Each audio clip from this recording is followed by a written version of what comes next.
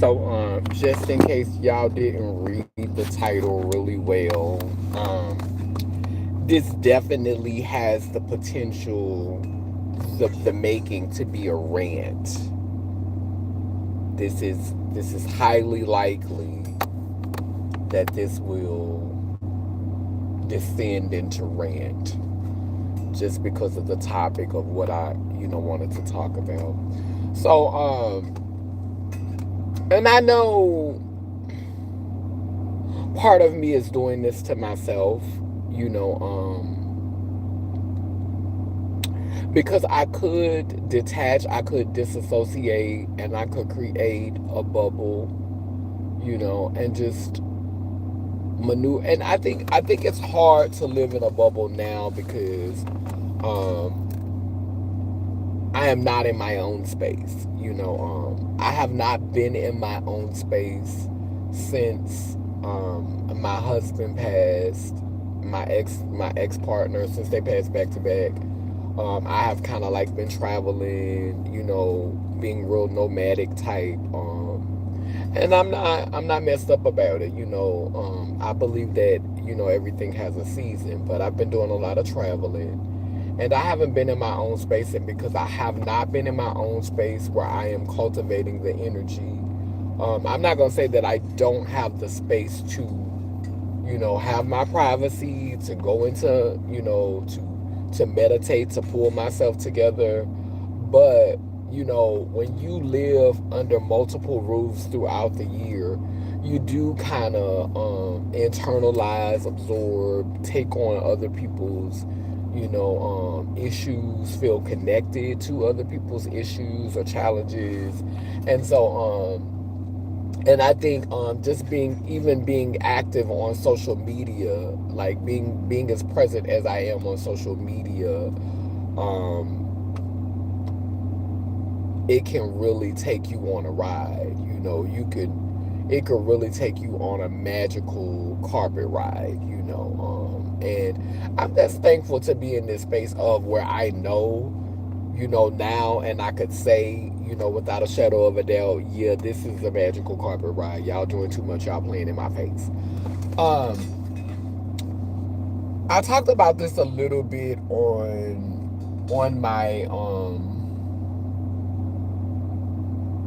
my TikTok, and I shared it on my Instagram. A little bit of my thoughts about Project 2025.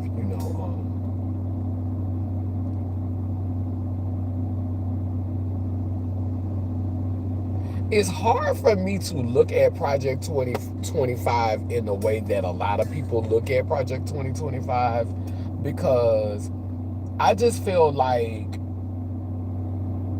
how did we become a society? How did we get to a point to whereas there's a big old bug running across this windshield? But how did we get to a place in society in which a lot of the things that are happening, like Project 2025, is a real threat, and it has the capacity to harm millions and millions of people? How did we become a society? How did we become a people that the only way we could challenge such acts is through politics? Like, this is the only way we could stand up to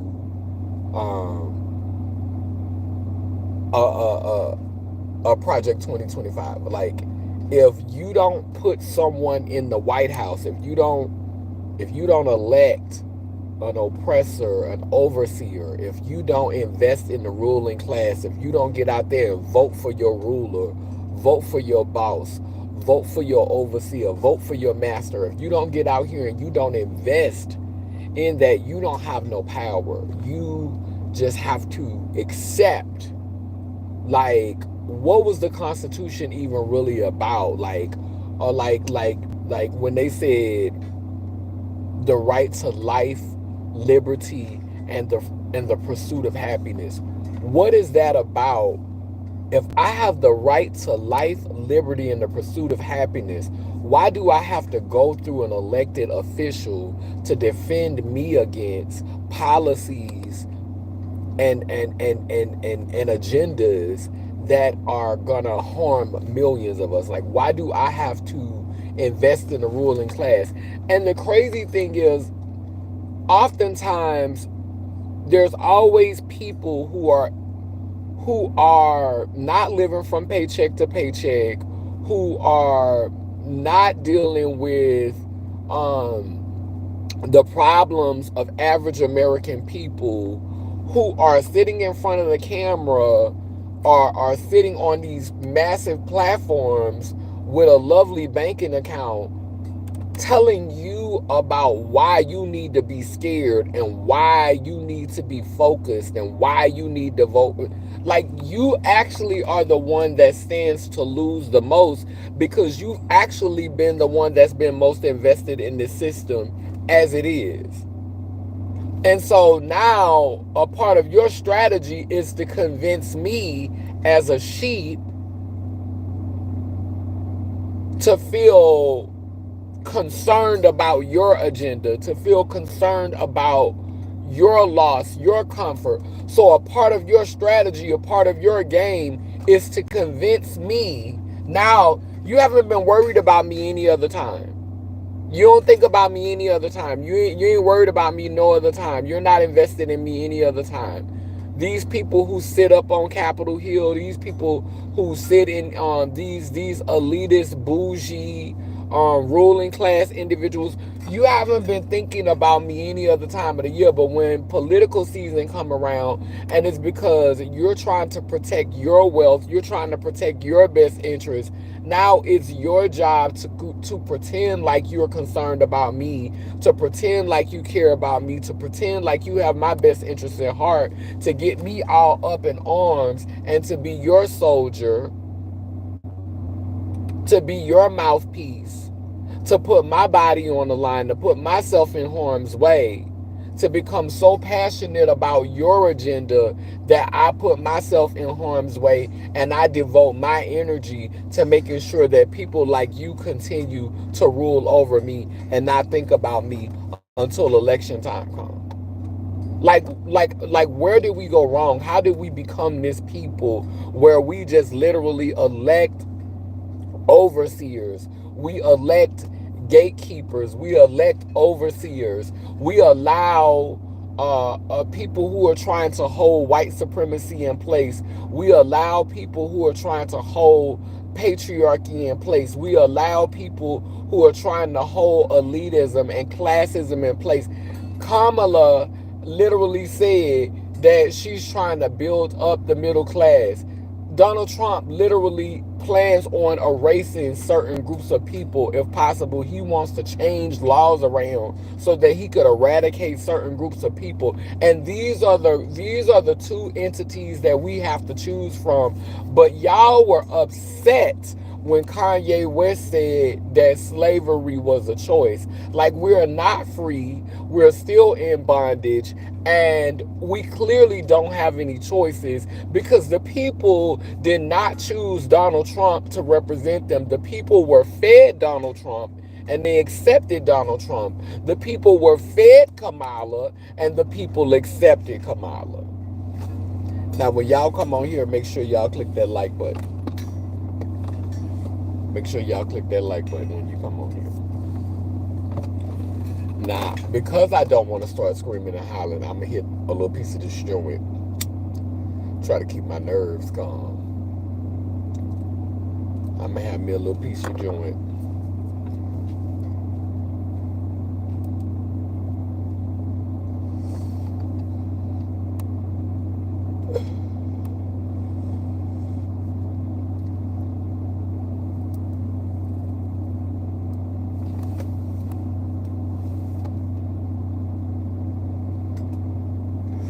I want to give a shout out to Leah Bad. I saw a video where Leah Bad, was talking about her issues with T.S. Madison, and I noticed that T.S. Madison had brought her up in the video but didn't say her name. And, because, Leah defended me, she was one of the few girls that did defend me. I want to celebrate her in this video, and I want to say to you, as a fellow artist,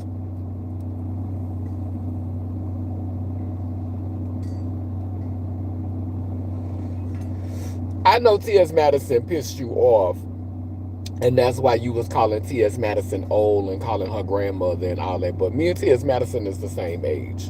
So, girl, like, like, I did feel a little plucked. I do feel a little plucked when people say, when people use old, because I want the young girls, I want y'all to live to get a certain age. I want y'all to live to mature and to be able to see, to live through our experiences and to be able to get our age. So I know when y'all say the old jokes and y'all, say the little, the stuff about being old, I don't take it personal, but I did want to say that, because, like, let me tell you something. If I had it all to do over again, like, I had some beautiful memories when I was young. Beautiful memories when I was young. Make sure y'all click that like button because y'all ain't been clicking it. I had some beautiful memories when I was young, but I wouldn't want to be young again. Like, I wouldn't mind having that young body. I wouldn't mind having a young body, but I don't want the young mind. I don't want to think like how y'all, like Leah got a good head on her shoulder, they shoulder, because that's a whole one too. Got a good head on her shoulder, and I like the way Leah think. I definitely like the way Leah think. And I don't think that I think that a lot of what Leah said was true. T.S. Madison came for Leah's aesthetic, and was like, and it just goes to show you, like, it really speaks to the culture of how the people who sit on the live and they entertain her while she's talking, because you can come for somebody without having to come for their aesthetic. Like, if you want to say something about somebody, speak to your issue with them. Speak to your issue with them, because this the truth tea. You can't say that a person who has made a comment about you always talking about your Beyonce, collaboration. You can't say that a person who says, okay, girl, we tired of hearing about this shit. Okay, girl, it was just, she took your vocals, girl. You wasn't in the studio with her, girl. You can't get, like, that's nothing. Like, you could tell you plucked about it, but literally, I barely follow you and barely watch your videos, and every time I've watched you, you have brought up your collaboration with Beyonce. And let's be clear, everybody is not starstruck, like you. And it just goes, like the reason why it's so easy for me to jump on her is because she is a symptom. Like you had an opportunity to watch where T.S. Madison came from. Anyone who's had a chance to watch her star rise, to watch her star go into its place, she's becoming one of them. And we got to watch her become one of them. We got to watch her, like, in the trans community. When you get a sex change, the girls always say, "Welcome to the other side," or girl, congratulations, you've crossed over. Like, this is a language that we use sacredly amongst each other as sex changes. And one of the things that I've tried to do as a sex change is not be the example of what was. I'm definitely an example, thank you, God Goddess, of doing something different with my sex change, because I'm not a girl who got her pussy and was like, you hoes can't sit with me. You're not, I don't fuck with pre-op girls. I don't fuck with girls who are not surgically changed. Like, I'm so glad that, like the post-op girls can't shut me out and invalidate my womanhood like they would invalidate a pre-op girl's womanhood. Let's just go ahead and keep it real. Because there are some girls who get their sex changed and they will invalidate the shit out of pre-op girl. But that's not what I chose to be with my, with my example. But I also understood that if I wasn't a girl who was built for that journey, it was always gonna be sex changes that was gonna read and say, but girl, you're not a real girl. You didn't go all the way. It was gonna be females that was gonna say, you didn't even go all the way. You still have your dick. I always knew that was gonna be a thing. And I was a girl who wasn't so attached to her penis that I couldn't make that sacrifice. Because I didn't want to be, I don't want my womanhood to be questioned. And for some pre-op girls, it's easy to question your womanhood. For some pre-op girls, it's easy to question your womanhood. If you have not made any sacrifice below the legs, I'm not going to say questioning womanhood is right. I'm not going to say it's right. I'm not saying I'm in favor of it. Obviously, I'm not. But it is a real thing.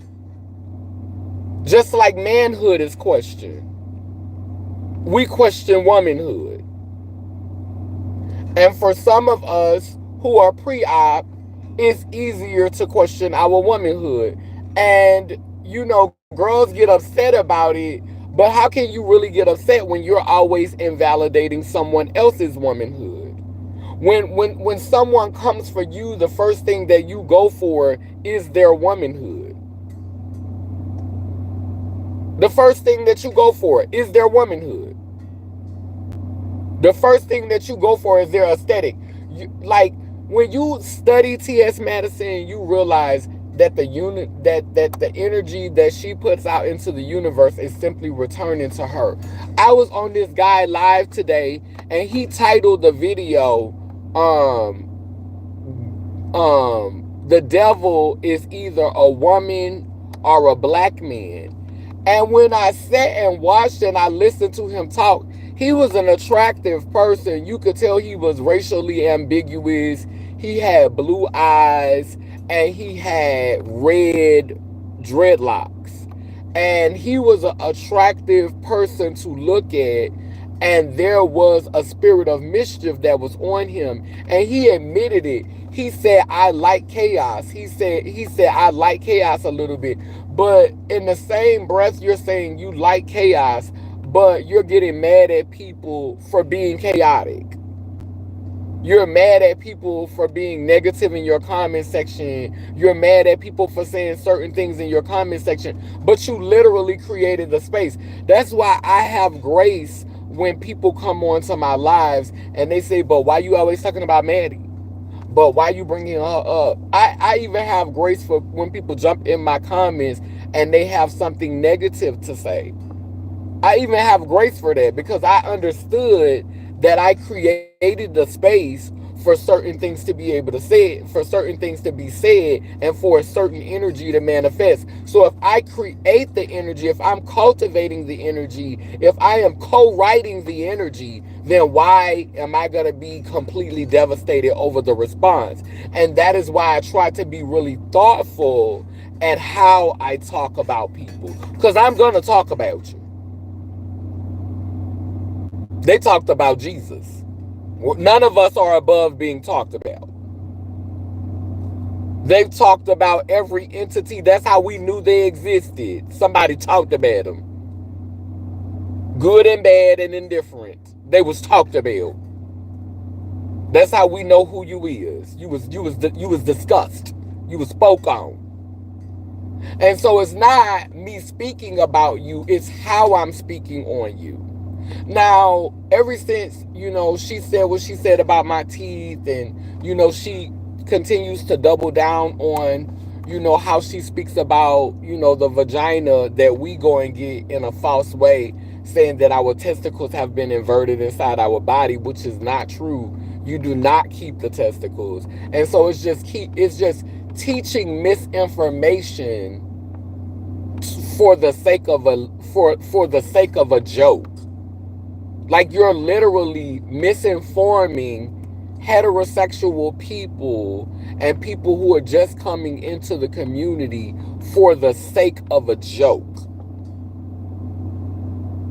for the sake of a laugh. You're teaching misinformation. You're training up ignorance for the sake of a joke. And that's my issue with that teaching style, because ultimately, what she is over there doing on her platform is modeling something. And if you're modeling something for someone, you're being an example.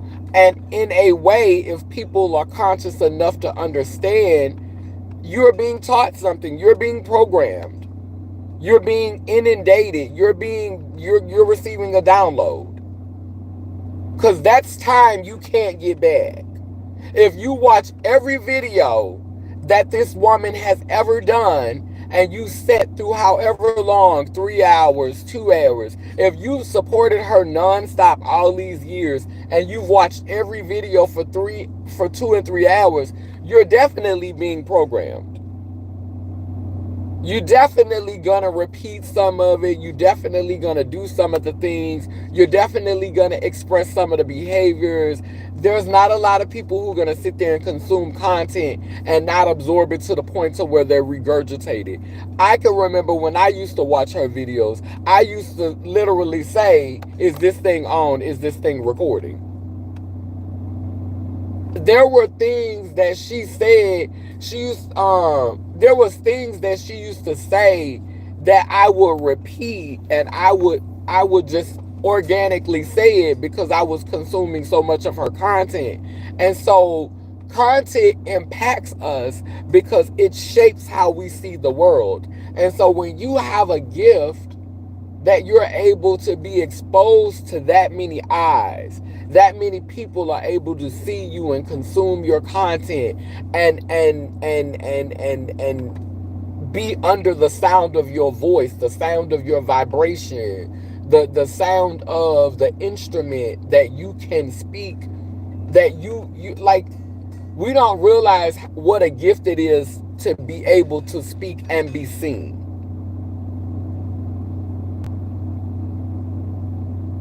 And for the sake of, a dollar amount, or for the sake of, most importantly, just the sake of clout and wealth, you are willing to misuse your gift, to be irresponsible with your gift, to be reckless with your gift. Because man give you all that money, man gonna set you high long as you doing what he tell you to do. And when I speak about man, I'm not talking about your husband or your boyfriend or your son or your brother. I'm talking about man as a construct, man as the machine, like the man, the ideal in this construct. Man will set you up as long as you worshiping him, long as you giving him what he want. You better not wake up. You better not step into consciousness. You better not have a moment where you like, what have I done? What have I been sowing? What am I helping to cultivate? Like, you better not have that moment. You can't have that moment. You have to stay that person the whole process. You have to, if you got hired to be a clown, you got to stay a clown. If that's what they hired you to be, you got to be that. You got to stay that. And that's unfortunate, because you have all of these eyes on you, and when the money run out, when the money gone, because the money is very important now. This ain't a drag and this ain't a read. Like, the way you setting it up for yourself, the money gonna be very important. And I don't know if money gonna always be a factor, because we keep printing more money. Inflation is going up. The American dollar is not increasing in value, so it's not gonna matter whether it's a credit card or whether it's paper. The value is still the value.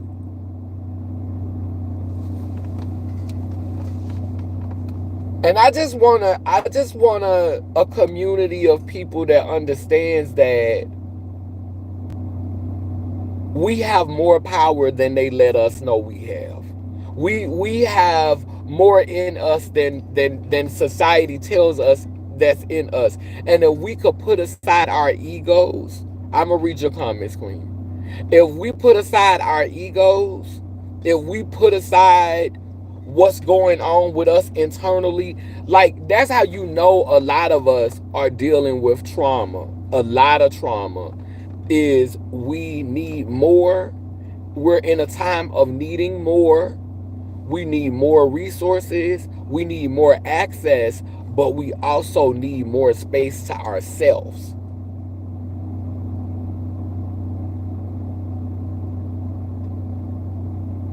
Think about that.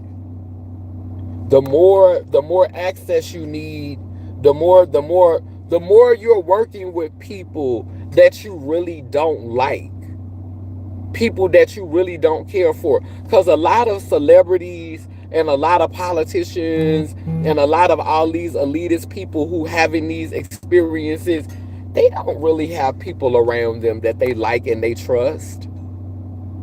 They don't really have a, they always say I have a small circle.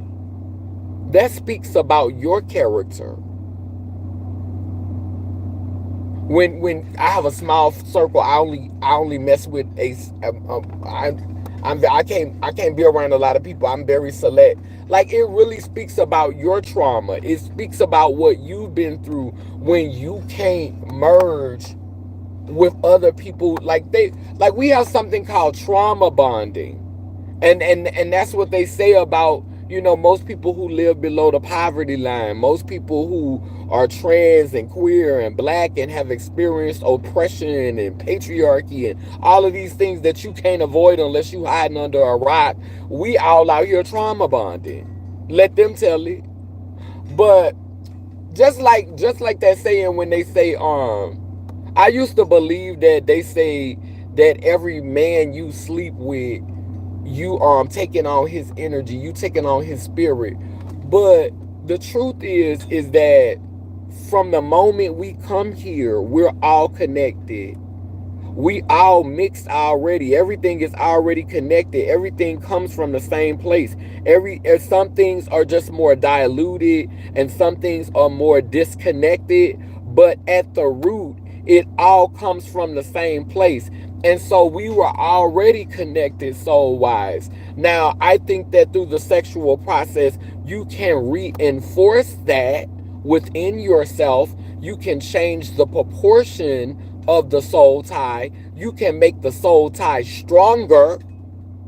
You can make the bond stronger.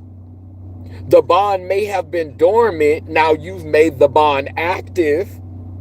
I can agree with that. But we were already connected. Like I didn't have sex with you and create a connection. We were already connected. That's why we met each other. That's why we came into each other's space. Now, were we supposed to fuck this time? Should we have had sex this time? We've done this before in another life. We didn't learn our lesson. We had to do it again. We had to indulge in the flesh again. Child, it must have been good in the past life too. But girl, we attract ourselves. We attract other parts of ourselves. We attract those parts of ourselves to us that we need to learn from or that we resonate with. But for some reason, you draw that onto you.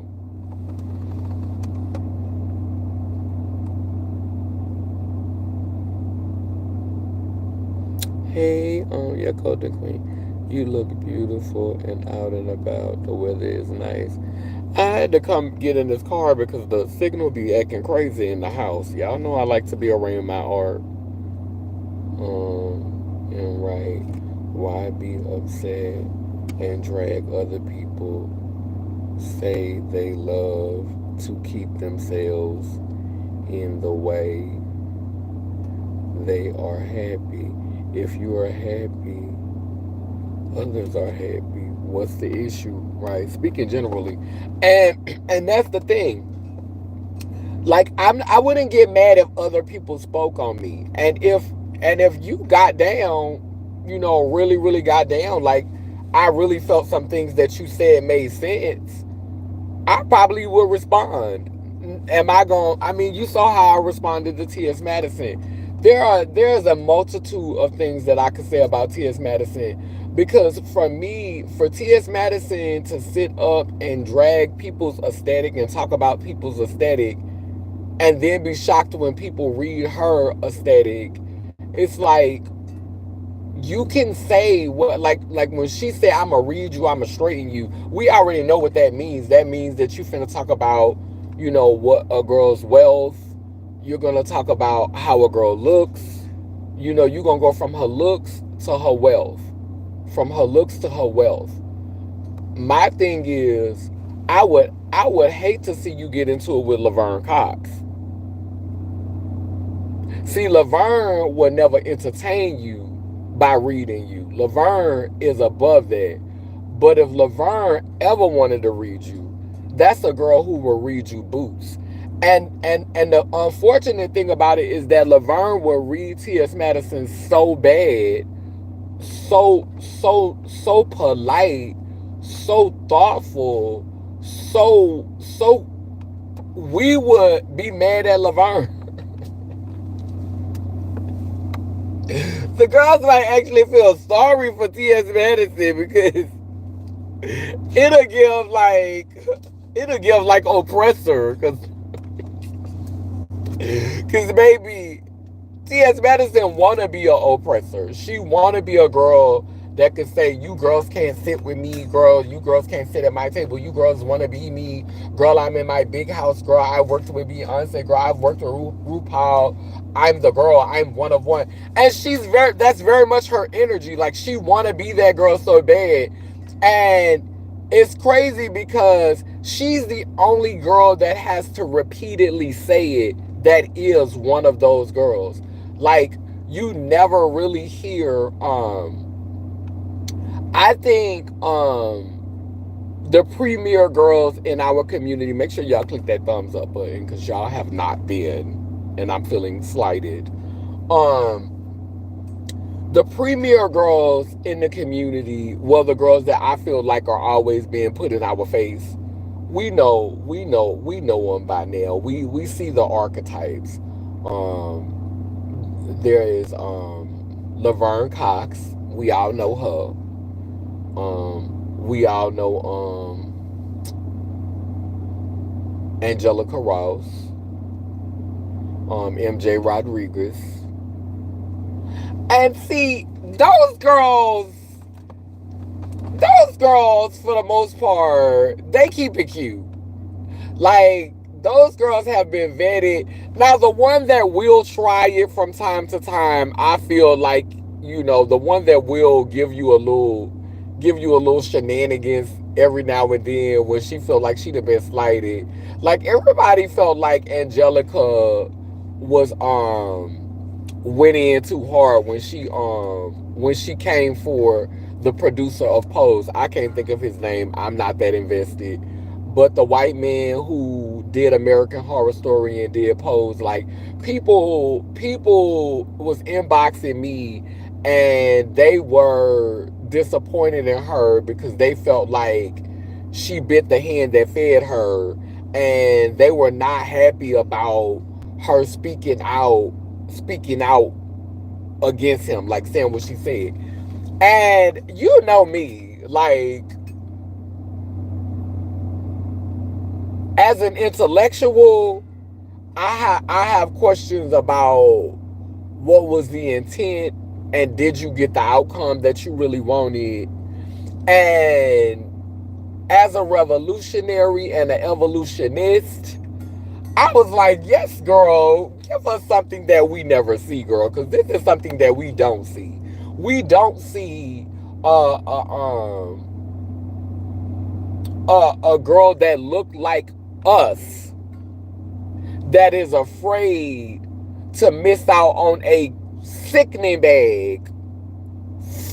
Because For us, it's a sickening bag. It may not be a real coin. Well, we assume that it is because I know girls that did guest spots on Pose, and girl, it didn't change their life in no way.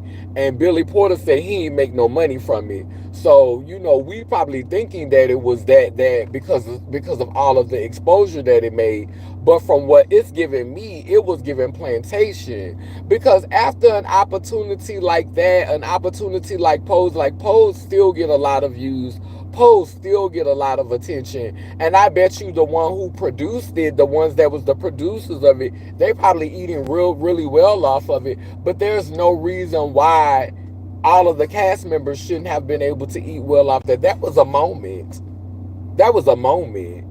That was a moment. I'm sorry. Like, I should be able to eat off this. Pose was a moment. You know how you have residuals off of your, if you own the rights, like, they should have been co-owners in that, like, because you kept the same girls, and that was essential to the validity of the story. The story became so real that we connected with each character, and you needed the you Pose was not a show where you could have changed the character in the middle of the season and been like, oh, we gonna swap out this Angelica for this Angelica, and it would have still worked. Or, oh, we gonna swap out, we're gonna let somebody else play Electra. Like, that was, you couldn't do that with that show. Those characters embodied the roles that were given to them.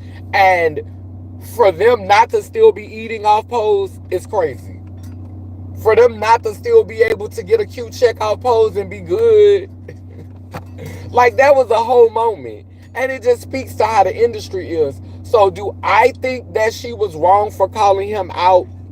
Do I think I commend it, because I never seen that. I've never seen a black trans woman in the industry have the courage to do something like that. So that gave me hope in the trans community. That gave me hope in black trans women specifically, because a lot of black trans women, they'll give you this advocacy stuff. They'll give you this fight for your rights and stand up, fight back. What do we do when we under attack? Stand up, fight back.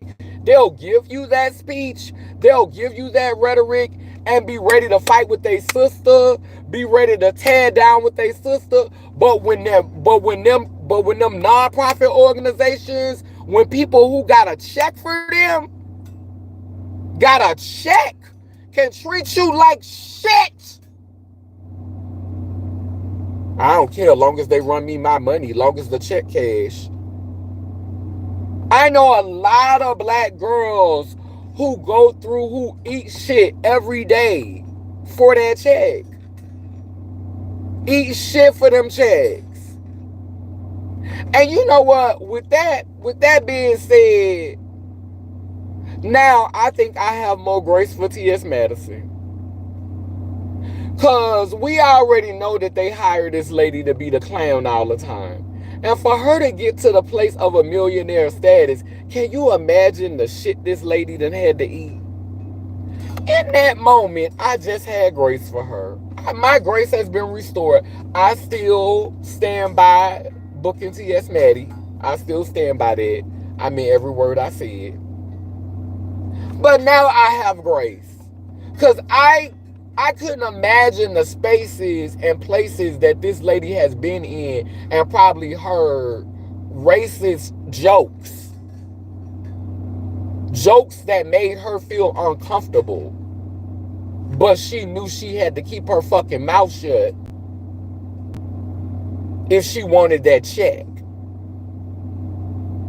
See, I don't be in situations like that. And my finances reflect that. I could own that. I could own that. I could own that. I can't imagine what you must experience.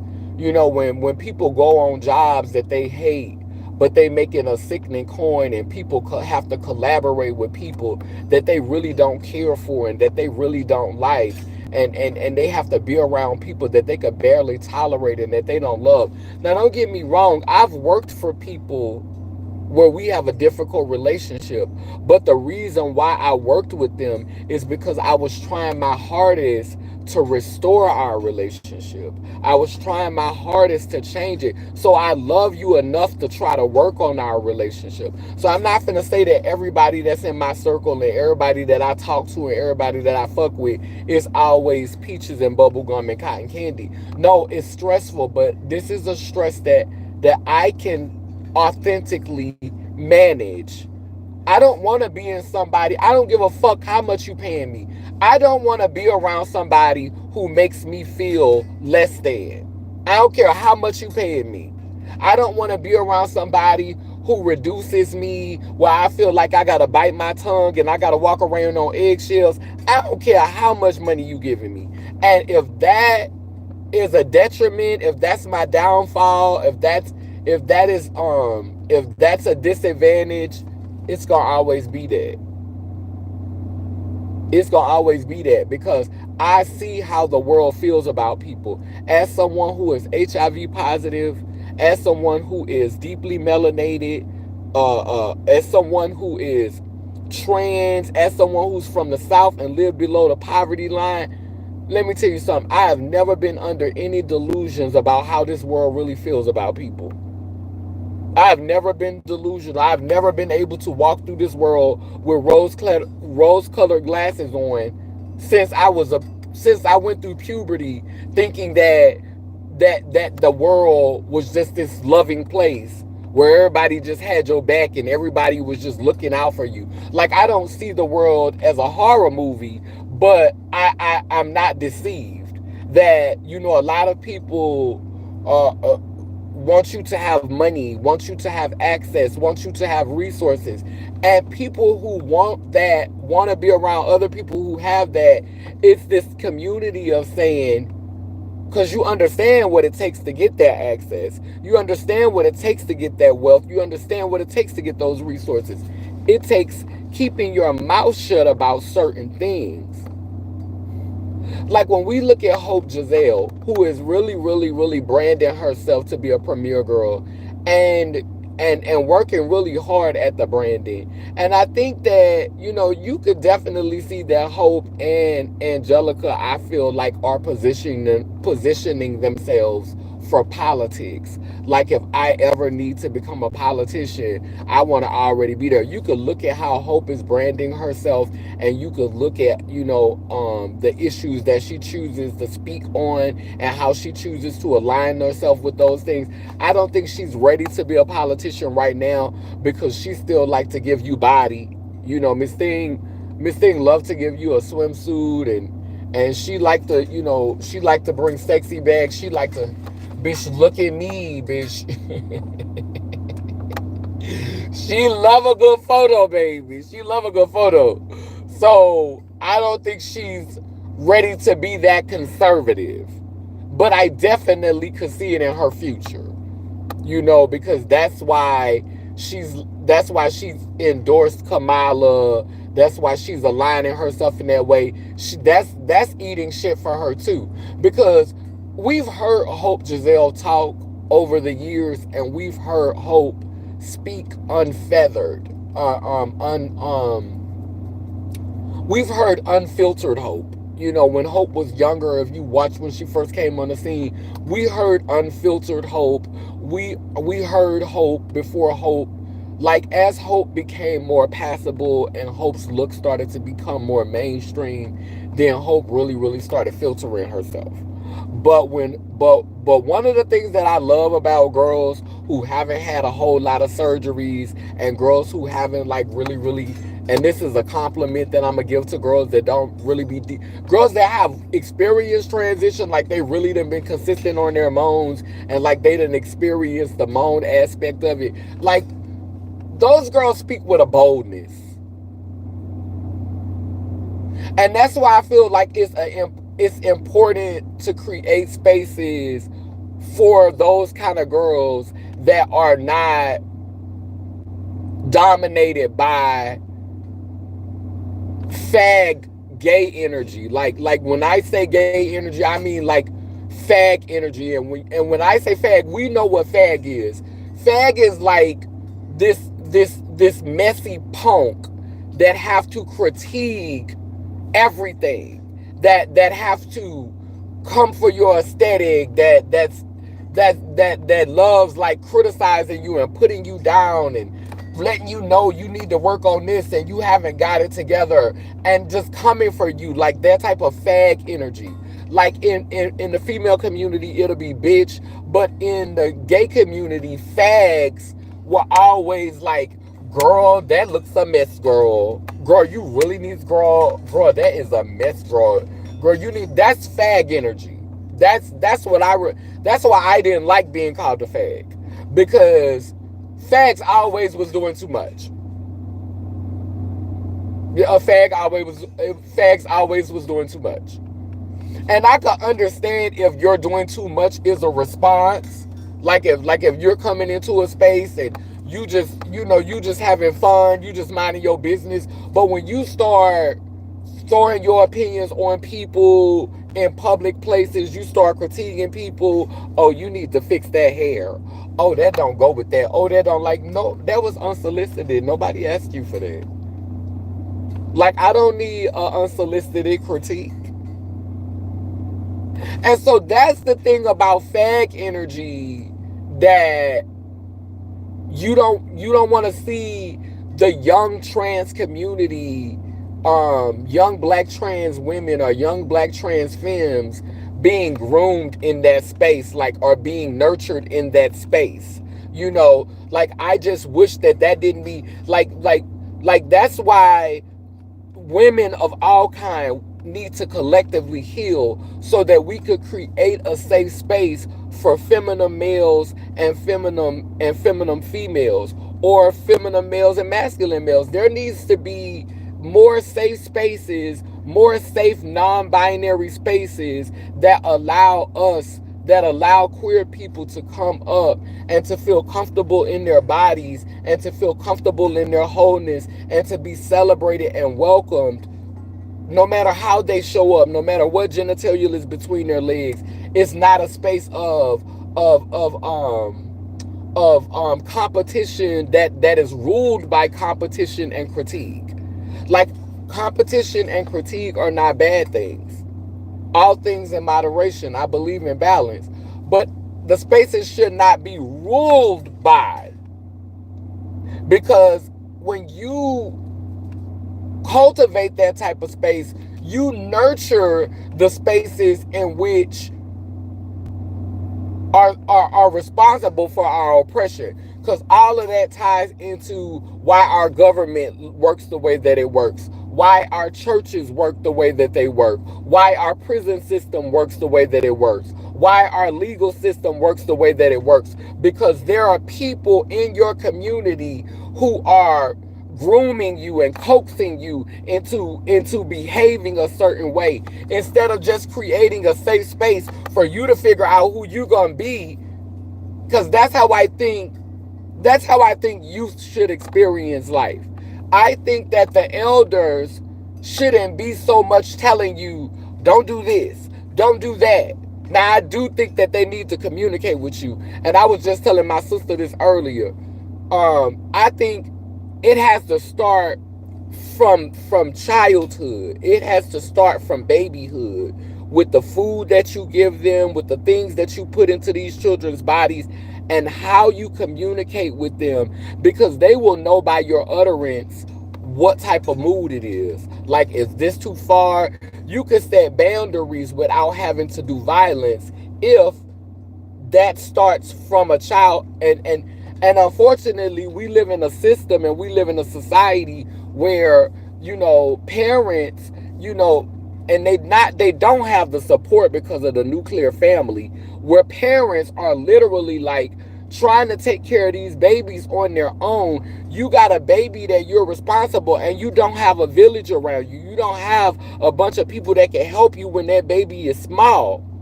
We live in a society where you can't even really trust a whole bunch of people because of how we have been perverted by American society, by westernized society. So it's like you're bringing up children that you really don't have time to show up for, and and these devices end up teaching them. They end up learning from computers. And a lot of times the conversations that these children be listening to on the internet, and it be child appropriate, and I be like this literally, like, y'all, they censor children from watching certain things, but understand that you're there's a way to manipulate language. You could talk about adult things and inappropriate things and not use LGBT language and not use any curse words.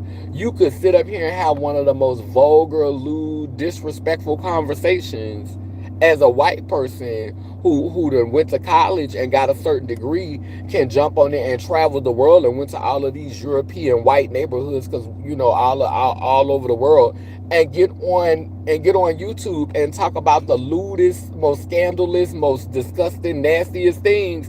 And these children can listen to it. It gets through to them on the algorithm because of the language that they're using to talk about these topics. I've heard it's this puppet show where the puppet talks about getting HIV and misinformation about it and beating somebody with a hammer, and I'm like, these puppets be saying stuff to children that's totally inappropriate, but the children can listen to it. It gets through the algorithm. But my content is not appropriate at all. But some of the stuff that these white men some of the stuff that these white men is putting puppets on their hand and talking about, ain't nowhere in the world children should be hearing that. And then these video games, you know, we and it goes back to what I was talking about in the video. Life, it's all a game. Like, it's all a game. And they literally grooming the children to look at it as a game. Like, these children love playing games where they die and they lose their life. You know what I'm saying? And so that's going to become a normal thing. Because when you really think about it, it's already 8 billion people on the planet. If we keep getting more and more people on the planet, how much are we going to value life? It's so many people on the planet. It's so many possibilities and so many opportunities. The more human life that keeps getting created and the more we keep reproducing, the less value the machine sees in the life, because it's like it's so much of it here to take advantage of. It's so much of it here to use. It's so much of it here to manipulate. We probably had more value for life when there was far less people on the planet. And that's just an unfortunate truth. We probably had more value for people when there were less people on the planet. I'm responding to you as you speak. But LOL, the whole atmosphere is just hateful most of the time. And I'll be accountable for falling into that frequency sometimes. But I have to get out. I can't. You can't do it the whole time, huh? Because I like to learn information and knowledge, and I can be respectful and understanding, accurate and empathetic. I like to learn, but real information, and you're not gonna get it from that. Maddie want the spotlight only on her. Yeah, and it shows. And it shows. I was happy for T.S. Madison and really thought she was informing people on true things and a loving, genuine person. Then I started to see I was fooled. She's not all bad, but it's a lot of negativity. Yeah. I mean, but right now, I think that she uses her platform to, like, because there's clearly been some depression and some trauma, like, that's been going on. Because when Madison started doing YouTube, they weren't that big, like, and I don't think that everybody intends to gain weight. Like, I'm not fat shaming, but I don't think everybody intends to gain weight. And as vain as Madison is, I don't think she wanted to gain all of that weight. I just think that one of the ways in which Maddie copes and Maddie deals with problems is soul food. I think that that's a real thing. I think that's a coping mechanism for her. Like, I might smoke weed. Hell, I might do a little something else. You know what I'm saying? Child, when I'm out being grown, which I don't go out a lot. Like, I'm older now. I sit in for weeks at a time, sometimes months.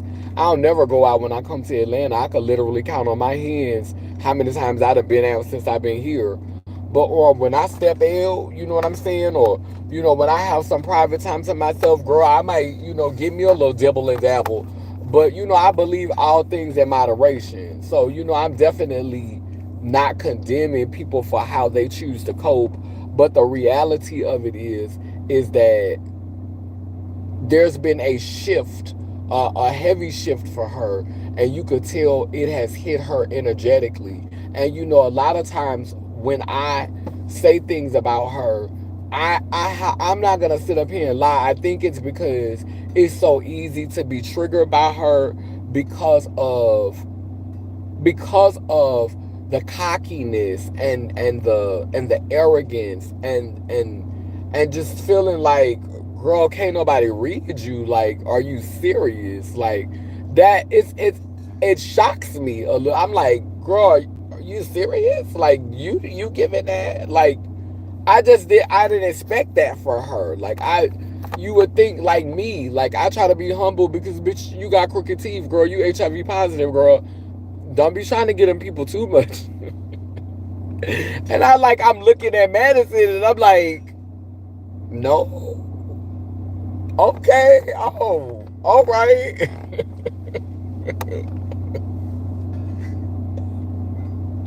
I'm like, girl, you not doing all that, or girl, you is over here just really, really feeling it. I don't go. So you really believe this about yourself, like, don't get me wrong. I love myself, and I know that I'm special, and I know that I have gifts and talents, but I know that I'm not unreadable, and so that helps me, to keep it cute. You know what I'm saying? And that's not her. Like, she's always loud and going off and feeling like she really in a position to really, really, and it be looking so crazy. Like, even when she read Hope the other day, when she read Hope Giselle the other day, she was like, cause Hope, you did that video, about them, about protect love black trans men, or protect black trans men matter, or something, whatever the title was.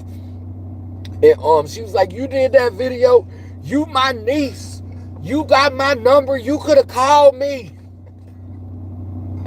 I'm like, but why she gotta call you though? Like, I've literally seen you do videos and you was like, I'm gonna talk about this live because it's a live discussion. Like, I wanna talk about this. I'm gonna talk about this. You cool with Funky Dineva and you've reported on Funky Dineva because everybody else was talking about it. Like, you spoke on you openly spoke on Flame Monroe, and made comments, like, you spoke on people that you could have called. You could have called them. You ain't want to call them. You wanted that attention. You wanted that clout. You wanted to be able to say. You wanted to be able to speak about it like everybody else was speaking about it. Well, hey, I'm gonna speak about it. Everybody else speaking about it. It's public knowledge, and that's what that was with Hope. I don't need to call you and tell you blah blah blah and whoop de whoop de whoop. You'll hear it. You'll hear it when I'm live. You'll hear it, and guess what? If you don't like what I said, you can call me.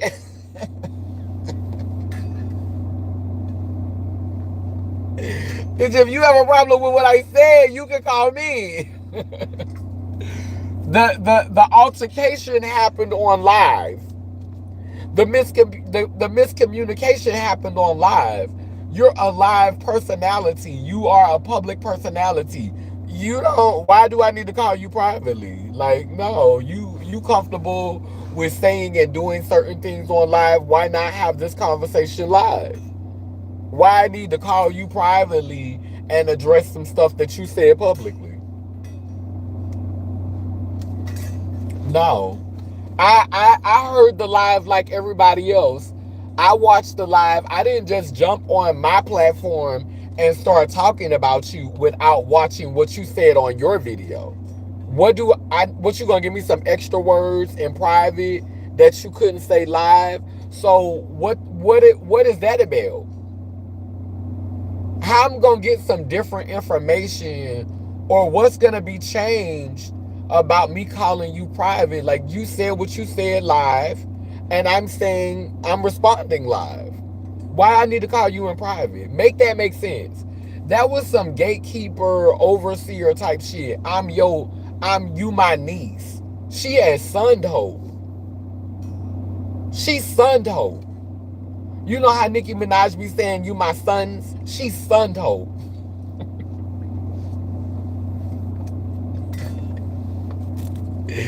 Bitch, T.S. Madison has sunned hope. Bitch, you're my son, bitch.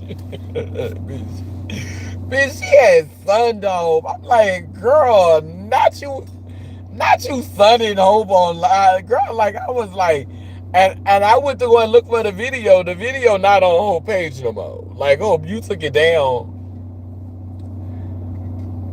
Girl, I thought you was standing on business, Hope. I couldn't find that video nowhere. Girl, I thought you was standing on business, girl.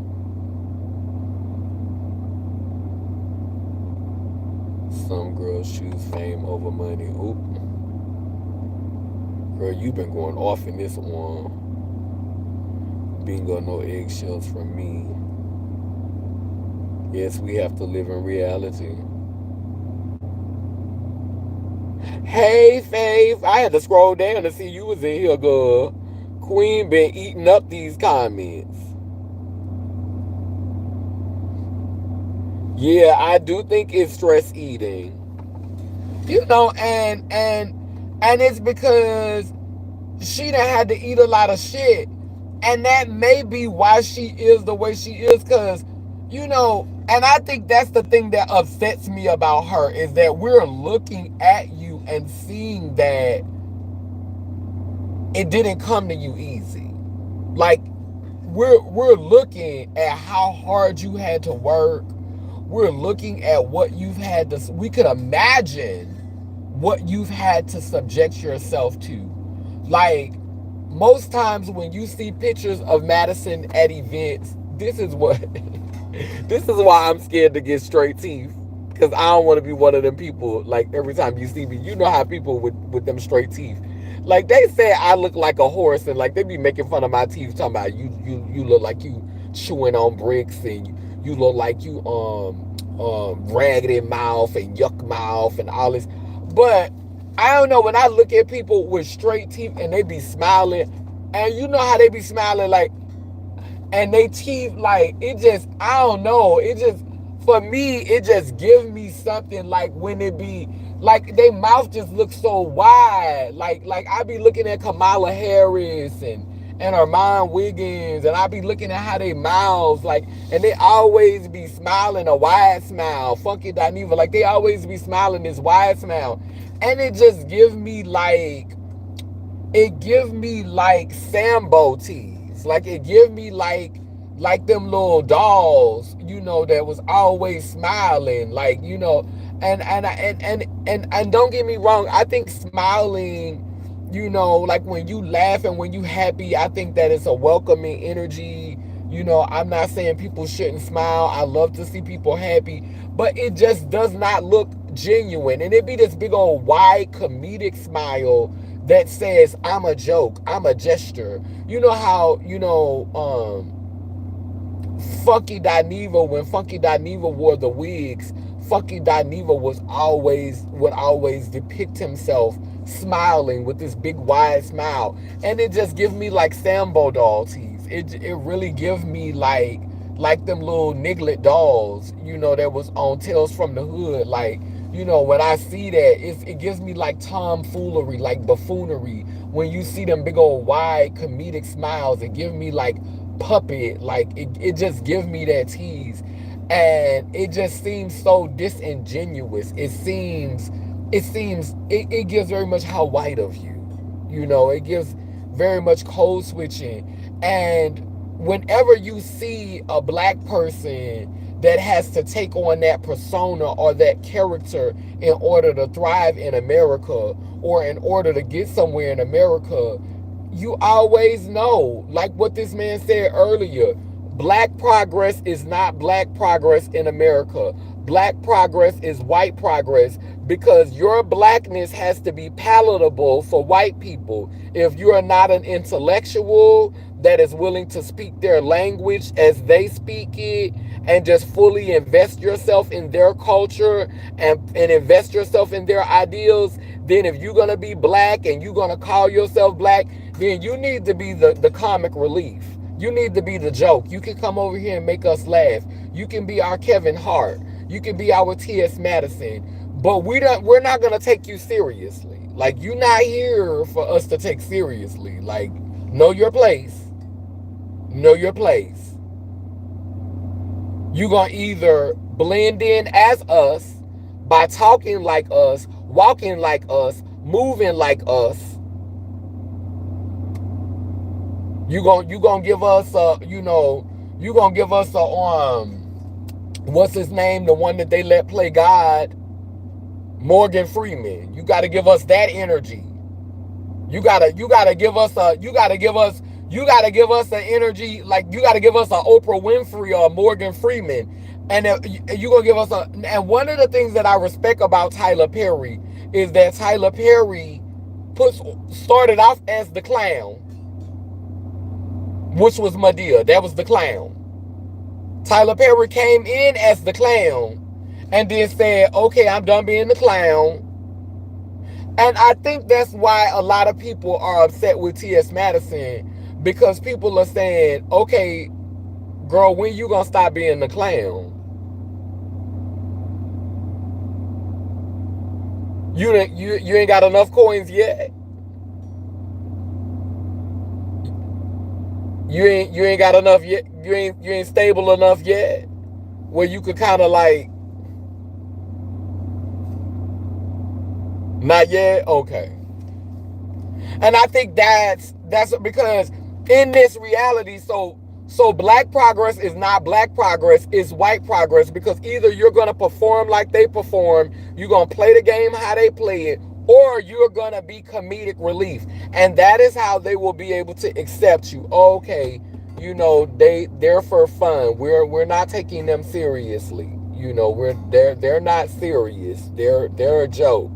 But these over here, we can take these. This is one of the good ones here. This is the one that they're going to communicate like us. They're going to value our systems, our institutions, our way of life, our government. They're that. And then this over here, they may say some stuff that we don't like at times, but we can still laugh at them. They're funny. That's one of the funny ones.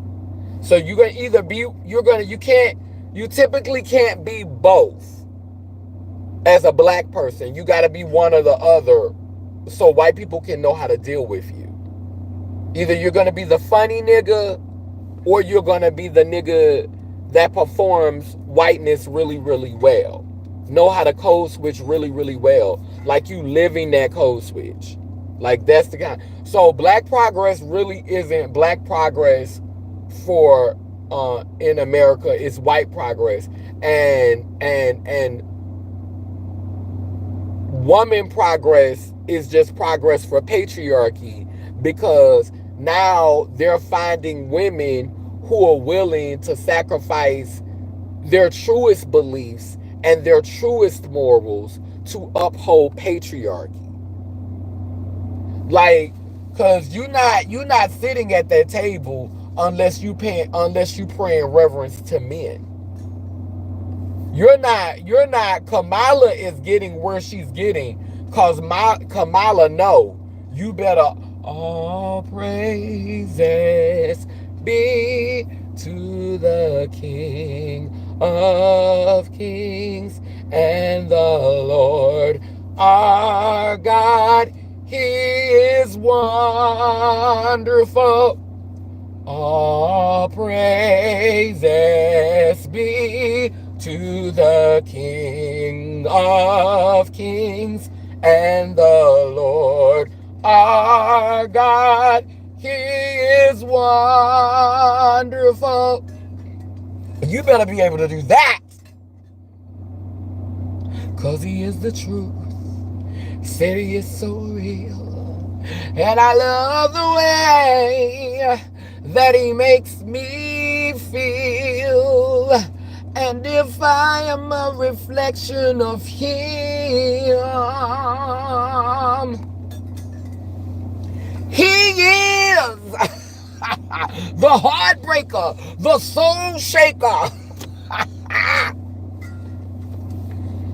Cause you're my black brother, strong brother.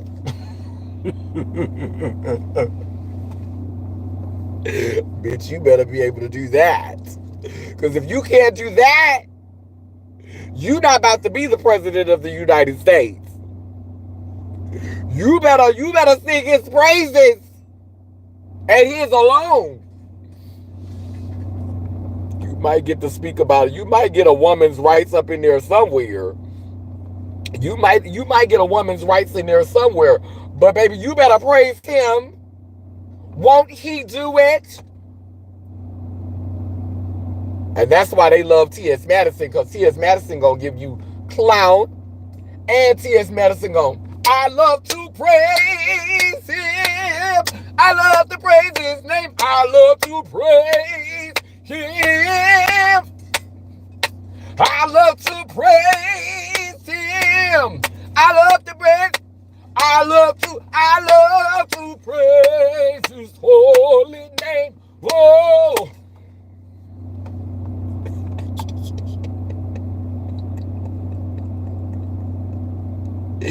Ooh, bitch. Girl, I am doing too fucking much. Girl.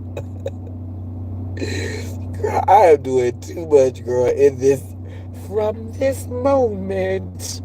Let me stop, girl. Wait. Okay, Fatima that came in the chat. I gotta back up a little bit. Fake teeth and a fake smile. Okay, just all together fake. Hey, I am that I am. Absolutely a Sambo demonic smile. Right. And I'm afraid of it because you know I do like to smile. So it's like, I don't want to look like that. See, I can't even do it because my teeth crooked. But imagine if I had straight teeth. Imagine if I had straight white teeth. That shit. That's how they be looking. They be. Bitch, they be on pictures like this. That's how they always catch them like this.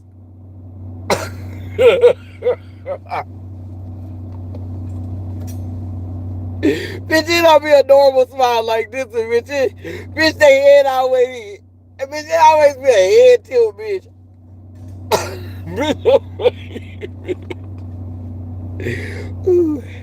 Ain't nobody with real teeth perfect for real. My teeth are crooked, but I'd rather take care of what I have until they fall out. The veneers are not good from what I've seen. I've heard a lot about it. All them pretty fake teeth all them pretty fake teeth only to fake smile. Right. And fake people like that shit. Because a real person gonna fuck with you regardless. Ask me how I know. Kamala, the Hindustan lady, her laugh is diabolical, ain't it? There's a horror movie smile. It's definitely giving that. Right. A literal horror movie. Her mom. Hey mom, you look beautiful today as always. Well, thank you, Fatima. How's your healing process going? I do think Armand is a handsome fella, but those teeth get me every time. Ooh wee. And then you know he got a big top lip, but for some reason when he smiled, you could still see his gums. I'm like, them teeth gotta be big, cause bitch, Amaya got some sexy lips. Them lips, he ain't no ball. You know, like I like lips. Lips are very attractive to me. And Amaya got a juicy mouth, and I'm like, when he smile, you still like with them big old sexy lips, like you could still see all this nigga gums when he smile. I'm like, them gotta be some big ass teeth, cause like they literally that made his top lip look like some motherfucking high waters, bitch.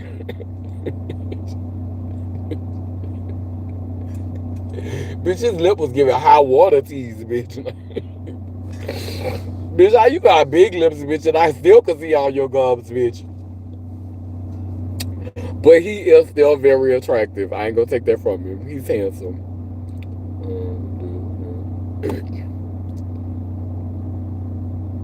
Yeah, some of these teeth look alike and give fake vibes. I love. They love. Pet to Pew Dwight. What? This giving me cold here. They love. I've learned being a pet to Dwight. Oh, okay. I got it. I got it. I got it. I got it. I got it. I got it. Dwight man. Okay, I got it. I had to read it again. Women too hypersexualized. I listened to Charleston White interview. I agree on some of the shit he be saying. Like now, since I started listening to him, I don't agree with everything. You might not like how he package everything that he say, but that motherfucker be making sense though. He be making some shit. He be making sense on. I'ma go ahead and keep it a bean. I know he don't like me, and he probably wouldn't like me and him would probably clash. But some I got it. I'm just because I know you wouldn't agree with me, and you wouldn't. I'm not finna sit up here and lie and say some of the stuff he be saying. I'd be like, that do make sense. That's true. He said some stuff about the church. He read the church. He said black folks don't need no church. He said the church is in you. The church is in your heart. The church is within you. You go to church and you can't depend on any resources or any food. He said, but when I get older, I want me a church. That was keeping it a bean. Nah, we don't need no church, but if y'all still looking to be pimped, when I get older, I'm gonna be pimping. Like that's what he gave. Don't get me wrong. I want a spiritual community. I don't want to call it a church, but I know that's what people gonna call it. But I do want to, cultivate a spiritual community. So, I'm not really out here looking to pimp people.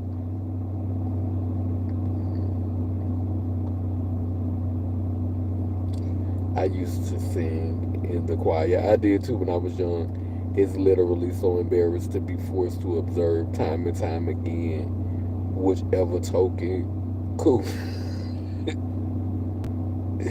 that is forced down our throats season after season. Really, I love the way you smell cool.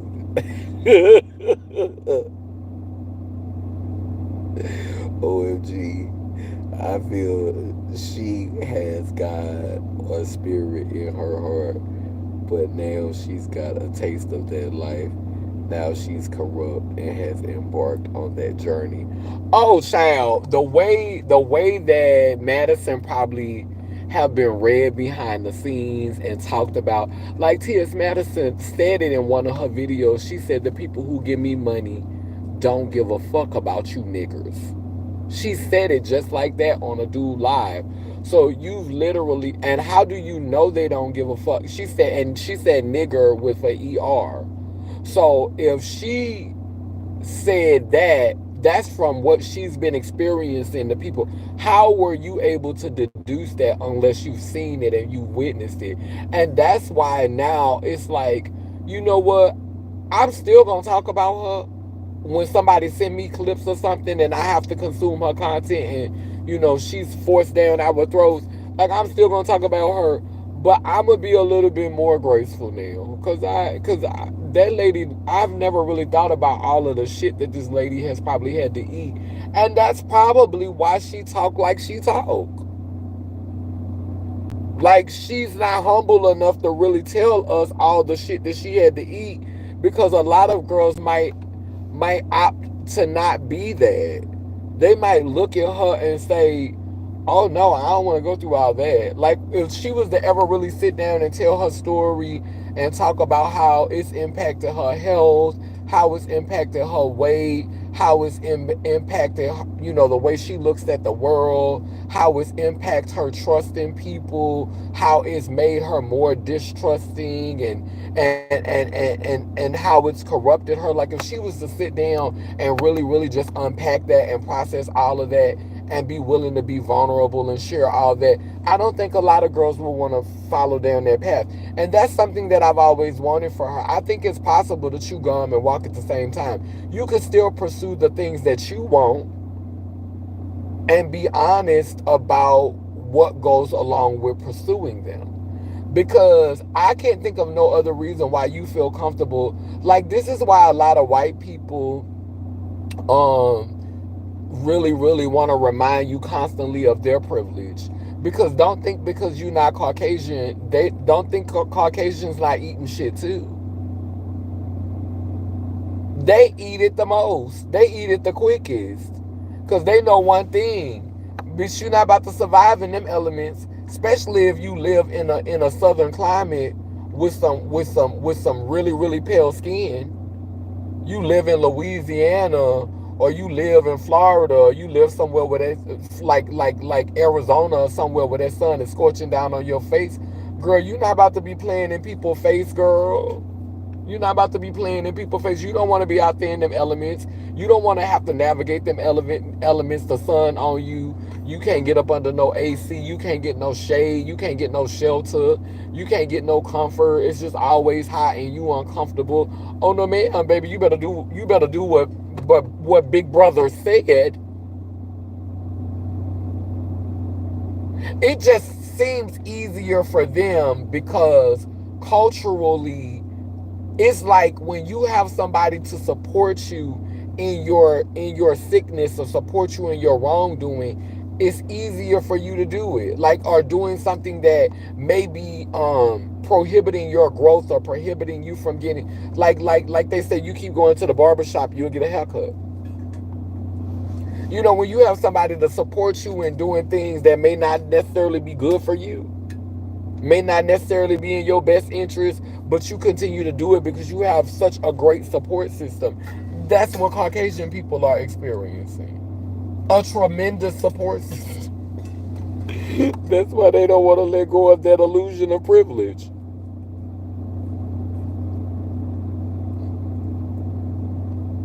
It hurts to stop laughing. It hurts. Stop making me laugh.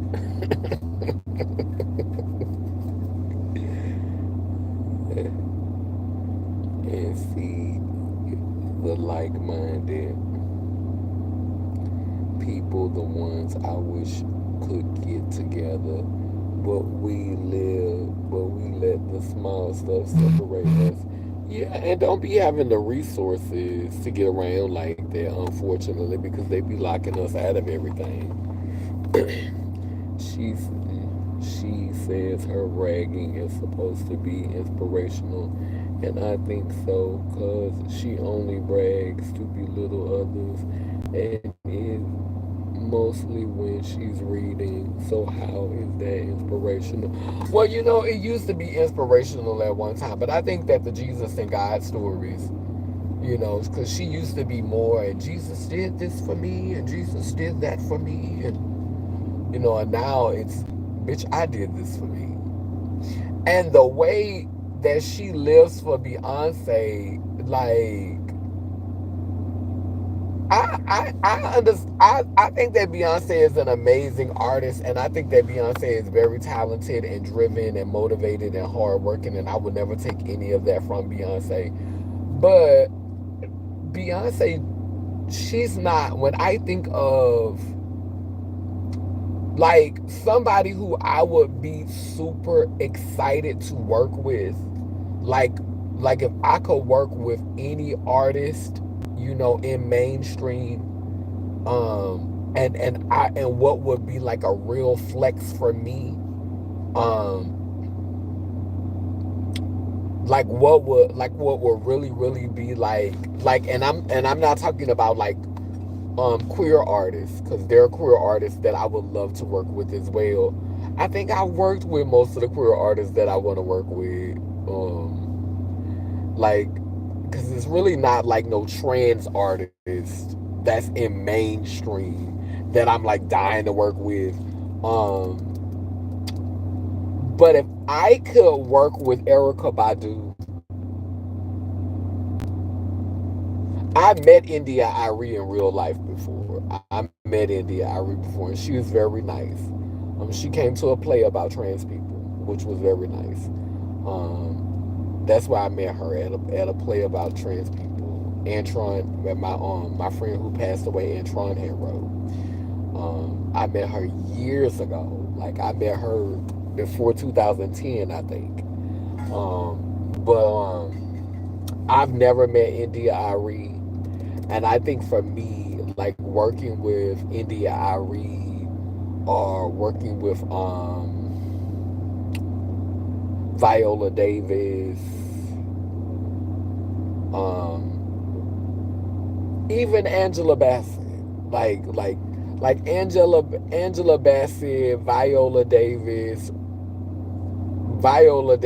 Seriously, I would like to meet Whoopi Goldberg, but I would like to meet Grace Jones, but I would like to work with, like if I could work with someone creatively, like my biggest, like to collaborate with another artist, I would love to do something with Viola Davis, and I would love to do something with Erica Badu, and that would be my like, I would talk about it, but I wouldn't talk.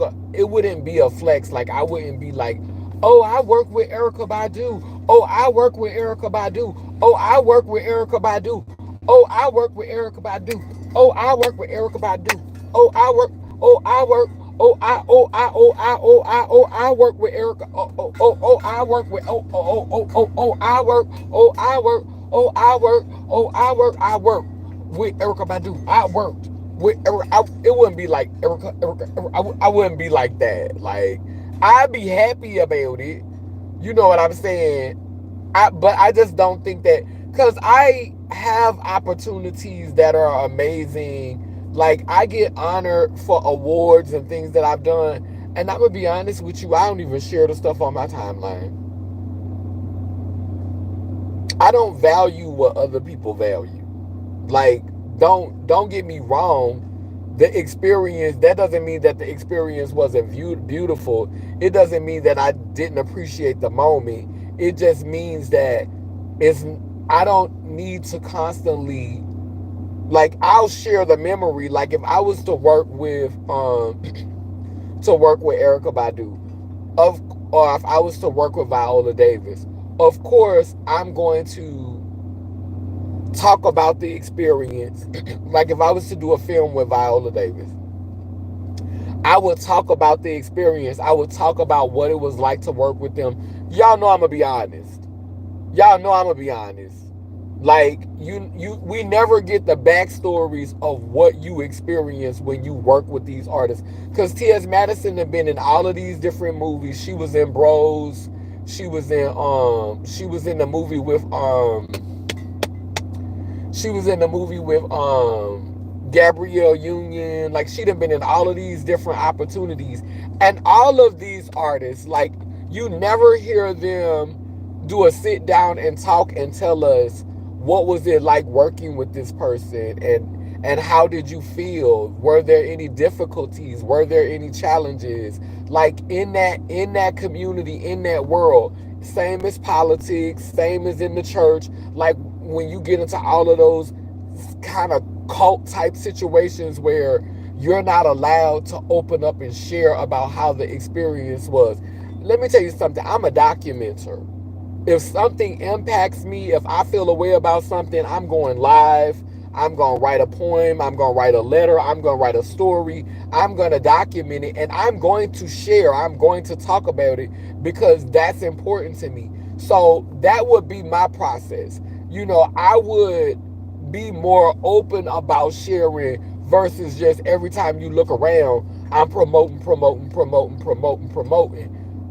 What was the experience like for you? What has it been like working? And when people can't share those things, when people can't open up about those things, that lets you know everything that glitz ain't glamour.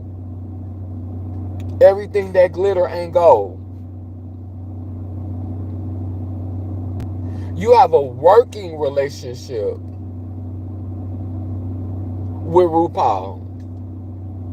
You have a working relationship with a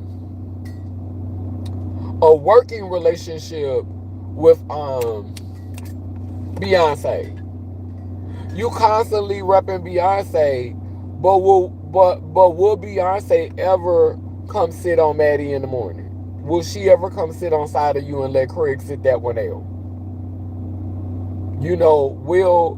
Will RuPaul ever say, you know what, you done came and been on my panel, you done sat on my board, I could never pay you what you're worth. You're an amazing talent, you're an amazing find. And I feel like just for everything that you poured into helping my production to be what my production is, let me come and show up for you. I want to come on Maddie in the morning. And who knows what that would do for Maddie's spirit? It might even, help her to elevate, and like that could leave some energy. Cause RuPaul is one person that could get you together, and one person that can really, really read you your rights and don't have to be vulgar and do not have to be loud. So maybe just having RuPaul to come and share the stage with you and come meet you where you at on your platform, no telling what that would do for your spirit, and how that would elevate you. Having Beyonce to come sit on side of you. Like, I don't think Beyonce will come sit on side you personally, because Beyonce not finna talk. Beyonce not finna say nothing. Beyonce just gonna sit there and be B. You more likely to get Beyonce to come on Maddie in the morning and do cozy. Like that'll be something beautiful for you, because she could have came on Maddie in the morning and performed cozy. Perform cozy on your platform, honey, and gave you all them views, baby. You would have had millions of views if Beyonce was willing to come on your platform. But is Beyonce ever going like that? Would be what would make me constantly brag on Beyonce like that. That's what would make me constantly throw up in my face what RuPaul has done for me. Like, if you're not showing up for me like that, you gave me a paycheck. Oh, thank you. I appreciate that. You gave me an opportunity. Thank you. I appreciate that. Now, moving on, your investment in me is what you're going to get back. There was an exchange. She's using your vocals. Your vocals were impactful. They meant something. I mean, personally, I like when you say I'm black, I'm dark skinned, I'm like for you to be saying those words, and for that, it takes away from the integrity of what it means to be black, when we see how you show up as a black person, always around here tearing black people down, saying anti-black, anti-queer, anti-trans, homophobic ass shit. Like, it really honestly gives no compliment to blackness. Like, it really honestly takes away from it that you're making such a powerful statement and you're around here representing melanin like that. For me, when the song first came out, I actually lived for it, and I was happy for what you contributed. But now, when I see how you just have never moved beyond, like even getting that opportunity, having your voice elevated like that, and hearing yourself, like saying those words and being that voice to black people, and then, we could count on you to get on Fact Talk and say a whole bunch of fuck shit about your own people randomly for no reason, unsolicited, and then play the victim. Girl, stop.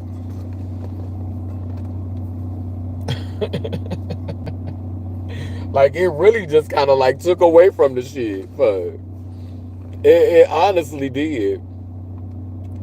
Erica Badu collab, let's speak it into existence. Viola Davis collab, let's speak it into existence. I ain't gonna lie. I ain't gonna lie. Like, them two, like if I could work with any that I wanted to work in mainstream,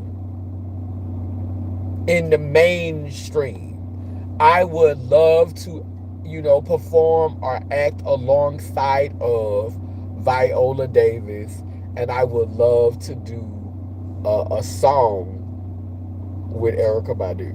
I would love to see what Erica would bring out of me, like what we would create together. I would love that. I would love to see like that. That's that for me. That's that for me. What Beyonce is so like, and I don't listen to Erica Badu music like that. There's not an artist that I can say that I just wake up and listen to all their music and I just love listening, because I have so much of my own music. Like, my music feeds me the most. So like, because I got a song for everything. I got a song for encouragement. I got a song for protection. I got songs for, wealth, drawing money to me. I got songs for, navigating my blackness, navigating my transness, songs to empower me, to encourage me, songs that get me to get up dancing, songs that make me think about sex, songs that's spiritual for me and remind me of my wholeness. Like I've created a lot of music. And so whenever I just need to like pour over myself, it's not necessarily an artist in mainstream that I need to go to. But, I have started listening to more. Like, I do like have a playlist of things that I just listen to. But it don't necessarily be like to pour into me. Now I do like Olukun. This song Olukun, I've been listening to that a lot. And her name is Janae Lasha Janae, and I like Jennifer Hudson. No more standing in the back of the line. It's time, cause I'm invisible for the last time. I love that song. I love that song. Yeah, that song is very like that song speaks to me. But I love Jennifer Hudson. I don't even care if Jennifer Hudson is singing gospel music. Like I have my challenges with gospel music, but I just love the way Jennifer sings. I just love her voice. Like, she's just one of the most beautiful voices I've ever heard to me, since Whitney Houston. Yeah, mutual love, mutual support, and all that. I love that song too. It's a vibe. I keep saying that part. It made me proud as a black woman. Right. See, you're a manifestation now. I'm sending energy to manifest it. It can and will happen. I mean, that would be great. That would be so powerful. Cause I ain't gonna lie, I think Viola Davis will get it out me, honey. You not finna share no stage with Viola Davis. Like, I think if I was to share the stage with Viola Davis, I think I would just start channeling. They'll be like, how many movies have you been in? How many major movies have you been in? Oh, none. Well, wow.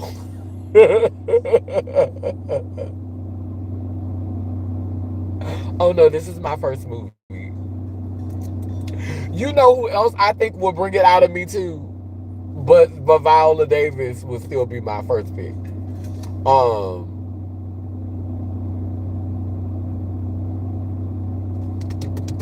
Her name on the tip of my tongue. Queen Latifah. I love Queen Latifah. I love Queen Latifah as an artist, as someone. I love how dynamic I mean not T.S. Madison, but how dynamic Queen Latifah can be. I also feel like Jada Pinkett is an amazing storyteller. Like I would like to have a conversation with Jada. Like I would like to sit down and talk with Jada. Like I just wanna hold a conversation with Jada in front of the camera. Like I wanna run it with Jada.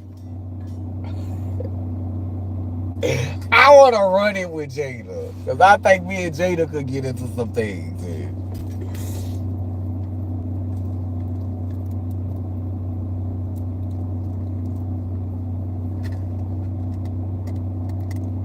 Yeah, it's okay. It's not always about that. It's just about you and your gifts. And the creator has given you. You will be surprised. I love some Queen Latifah. Hey, Erin. Jada does give.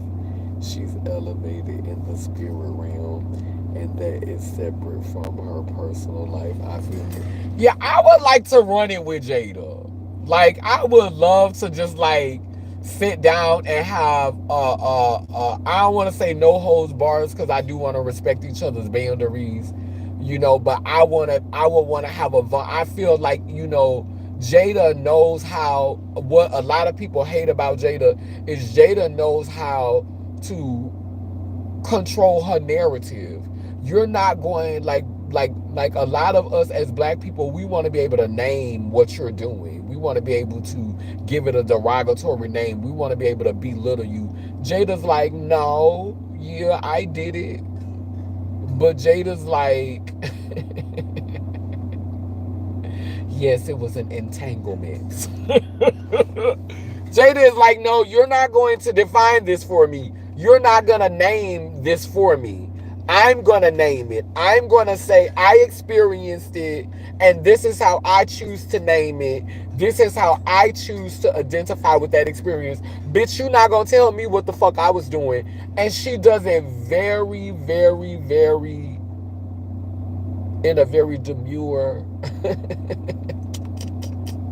not demure because Jada not shy, but she does it in a very modest, like she don't give you all that she could give you, but it's like you're not gonna name this for me. You're not going to label me. I'm going to tell you what this experience was for me, and I'm going to use my own language and my own verbiage to communicate my narrative and how yeah, I love that about that.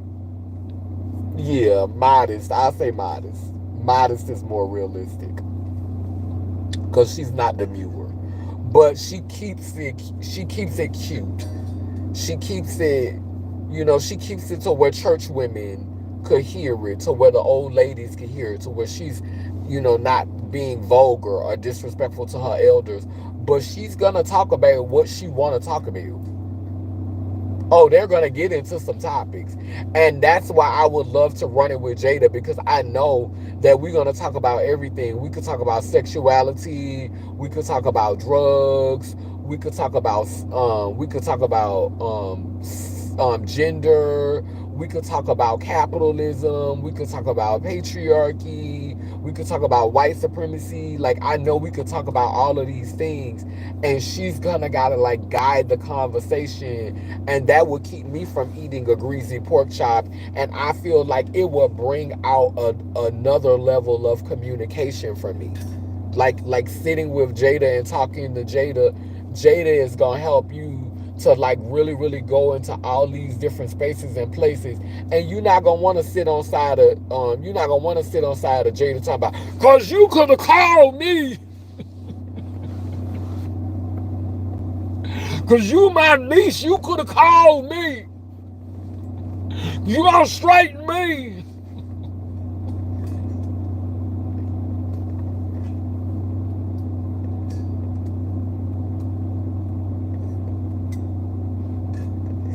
You're not gonna want to sit on side of Jada and give that. You're not gonna want to give that sitting on side of Jada. Like you gotta get into some things. You're gonna talk about a lot. Like I'd be sitting on side of Jada. I wouldn't even feel comfortable talking loud as I'm talking right now. I'd be like, yes, yeah, yeah. Well, the experience was like for me. It was really like it was transformative for me. Like I went through.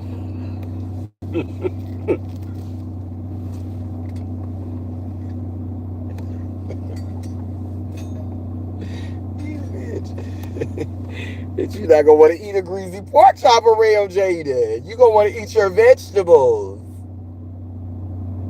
You're gonna want to eat your vegetables. You're gonna eat your fruits and vegetables.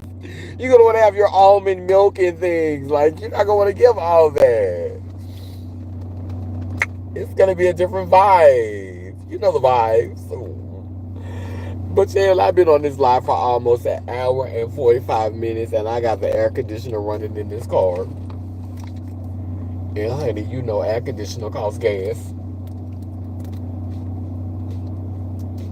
Bitch, when I tell you that weed had kicked in on me and I had started, baby, I thought I was gonna be messy, messy, messy. I thought I was gonna be really doing some screaming and hollering at the camera. Cause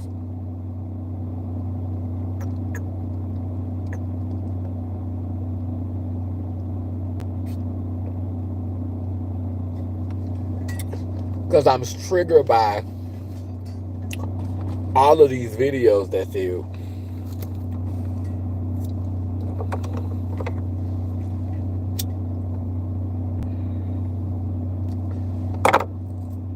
I'm just gonna hit it about 2 more times.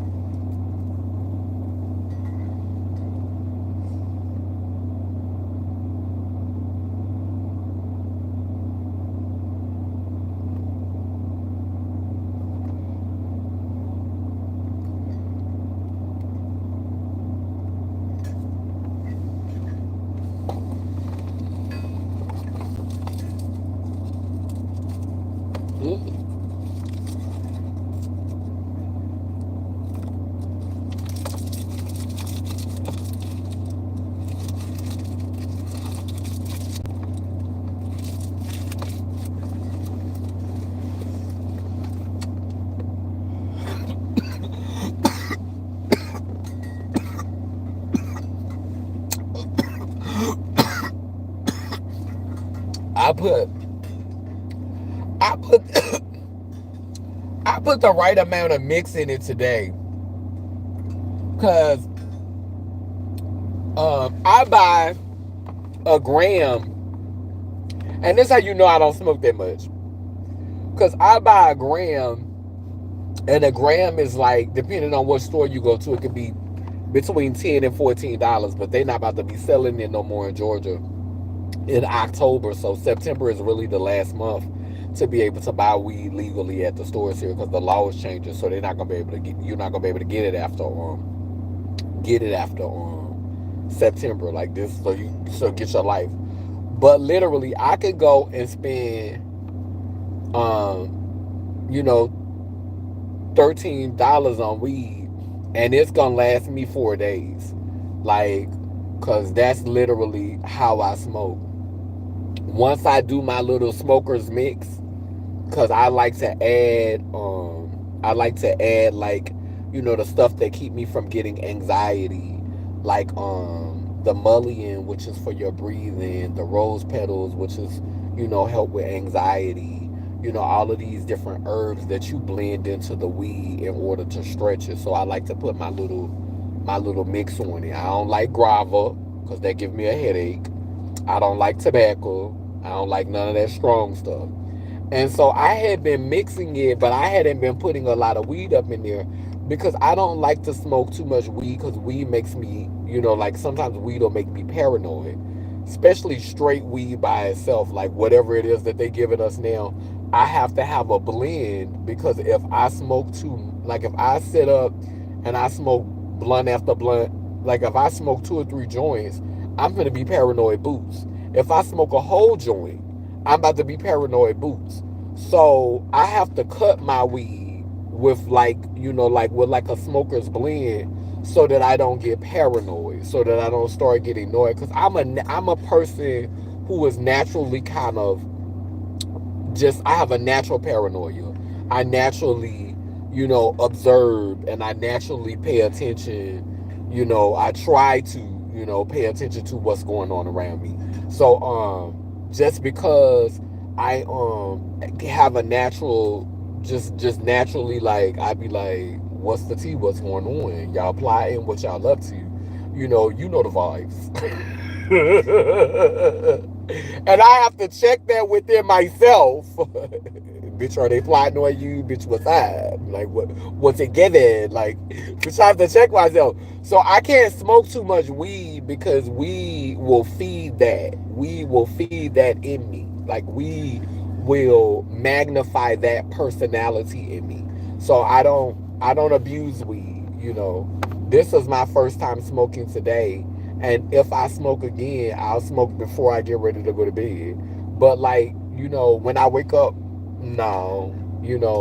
As soon as lunchtime come, no. Like, and I'm not gonna say that I wasn't like that. Like, there's been a period last year, I've just evolved in how I smoke. Cause I was at the place like when I first lost my husband and my ex. Oh yeah, bitch. As soon as I wake up, first thing I want to do, bitch, I started drinking coffee last year because I ain't never used to drink coffee. Baby, I give me a cup of coffee and go and sit outside and hit me a joint. As soon as I wake up, coffee and a joint. But now I don't like it to start my day off because I ain't trying to be hungry. I ain't trying to, get tired because, sometimes, even if it's a hybrid, it can make you sleepy. So I don't want to get tired. I don't want to, be wanting to eat and then get the itis and then be ready to lay down. So I don't like to smoke as soon as I get up. Now, if I'm chilling and I know I'm not going to be doing that much today, then I might, indulge around noon, the afternoon, and then, before I get ready to go to sleep. Because it helps me to sleep sounder. So but marijuana is not like a cigarette for me. I'm not gonna sit up and puff with you all day long. We're not gonna smoke this blunt and put that one out and smoke another blunt and put for what? Bitch, I've been high. Like now. Yes, ma'am. I only need a couple of puffs. Bitch, I'm good. I don't need to have a session. I don't understand it. I don't understand it. And it really just speaks to how your nerves are. Like your peace. Like I'm trying to get to this place in my life to where I never want to shame weed because weed has been very useful to me. I appreciate my relationship with it, but I do want to be a person that does not really indulge. I want to be a person that does not really indulge in alcohol, and a person that does not really like. As I get older, I've been praying to the ancestors to take those tastes from me. I'm in a season of my life where I still want to be relatable and I want to connect in some ways, but I'm also in a season of my life to where I'm ready to go ahead and let the magic happen. I know that once I start fasting and once I give up some things, me and Empathy was talking about this rising on the phone. I know once I let go of the ego, once I hit that fast, because we in it now. Like we ain't it ain't it's no longer coming to us, it's here. We're in superpower season. We're in the season where our gifts are available to us, where we're able to see. I know this now because just of the things that's been happening to me, the connections that I've been seeing with people, how we telepathically is on the same frequency. It was so crazy that that Faith had was showing me her flowers, and we had the same exact flowers. We had the same exact colors of flowers, and they was fresh and new. It was roses, and the roses was like yellow and orange and pink. And we both had this bouquet, and my sister had just given me the bouquet the day before because she bought two of them and she gave me one for my room. And then here it is that Faith had the same exact roses. And like we both say lay lim lay lur. We both say purple ones. Like, and then I'm working with we say God Goddess, because we're on the same frequency now. Like we tapping in, like we just started tapping in. I was working on the Kamala video with my with one of my other community members, and everything just kind of like it came together, and it was better than what I thought it was gonna be. And I know they shadow banned me on TikTok. They shadow banned me on TikTok because I'm talking about Kamala Harris. I posted it on here and it didn't get that many views. It's not gonna get that many views because I'm not even, in my opinion, I am not talking negatively about Kamala. I am playing the whole tape. I don't see it as an attack on Kamala. I don't see it as putting Kamala down. I think that is just me not code switching. I think that is me just speaking like I said you gotta give it to Kamala. She's an ambitious girl. You gotta give it to Kamala. Like, that was honest. That was sincere. And they're blocking it on the algorithm because they know that this could affect her election. But to me, I think it would make you be more motivated. It would make you be more on it because it's not putting you down. Like, where's the lie? Where's the lie? Where's the lie in the song? It's very, the lyrics are very simple. The lyrics say, everywhere I see Kamala face. Last election you was out, now you all over the place. Everywhere I see your face, where everywhere I see your face, last election you was out, now you all over the place. Then I say you was behind the scenes, you was making your coins. Now you beating doors down, yeah, you making some noise. You gotta give it to Kamala.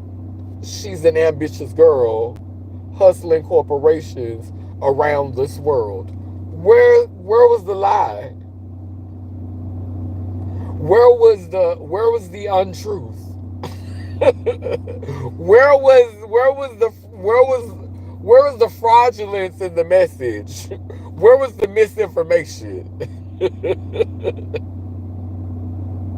It was just a little bit too authentic.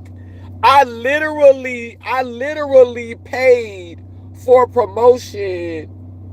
I paid $20 to TikTok to promote it, and it got less views than the videos. I got videos over there. I just started my TikTok, and I got videos over there that's then got 1,500 views.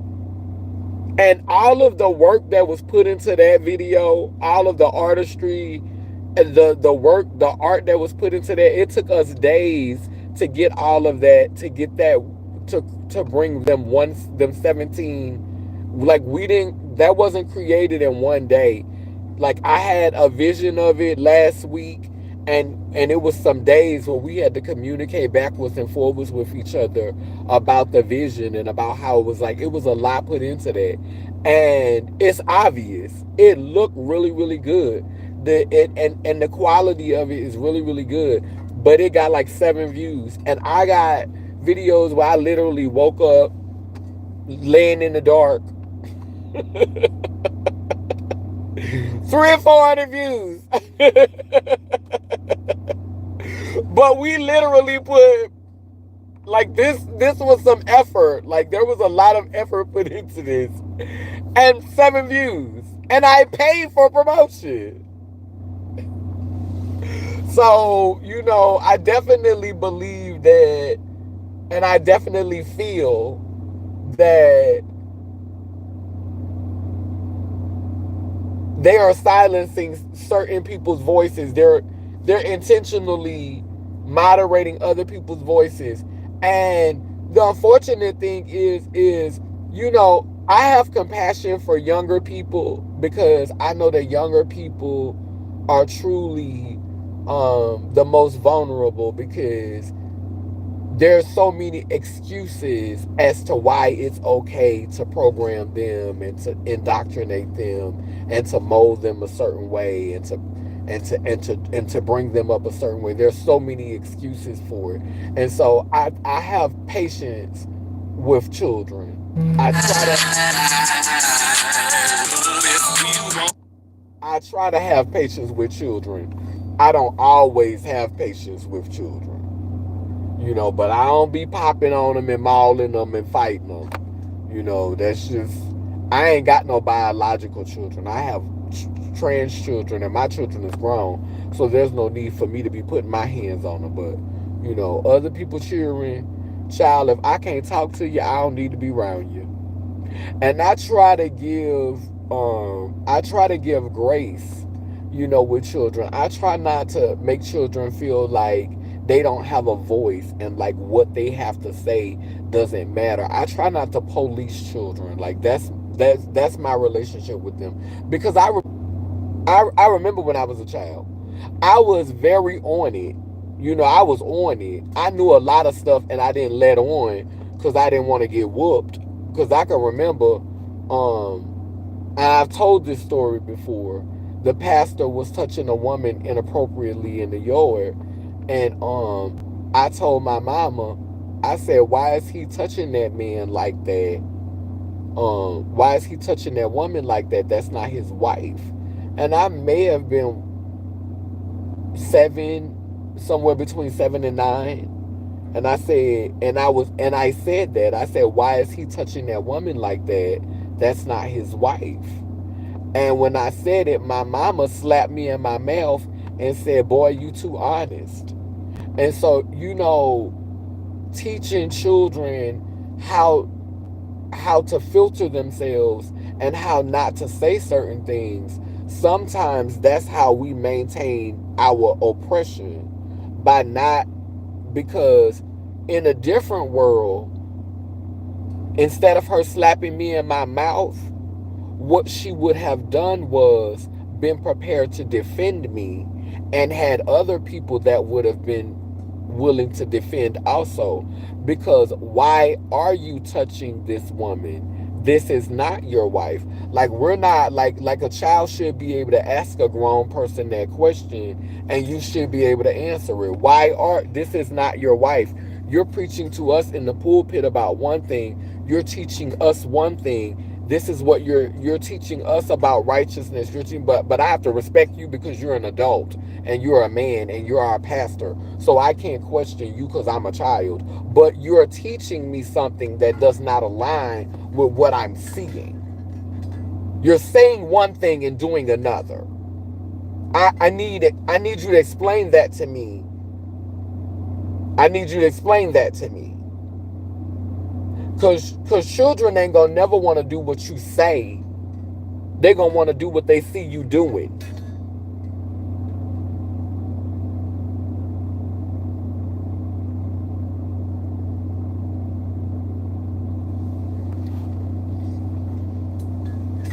I know this quite well, and I've never made any biological children, never brought any here. They ain't gonna want to do what you told them to do. They gonna want to do what they saw you doing.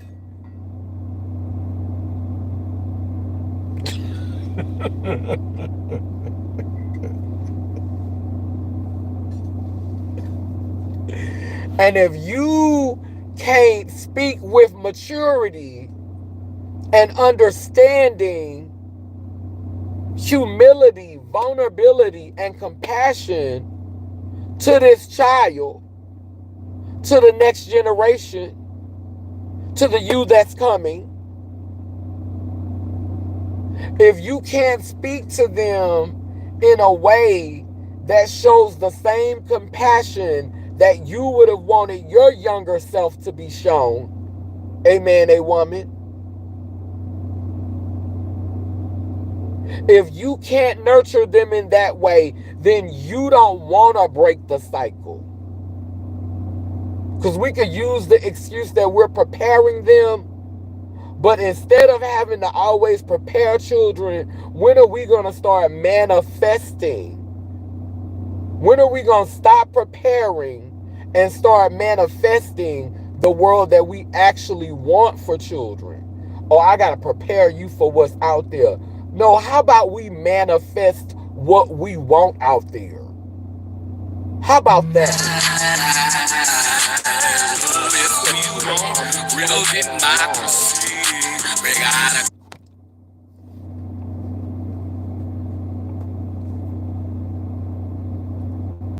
I hope everything is okay with her. I might have to call y'all back because she done called me twice during the live. And it's like, you could text me and let me know if it's something important.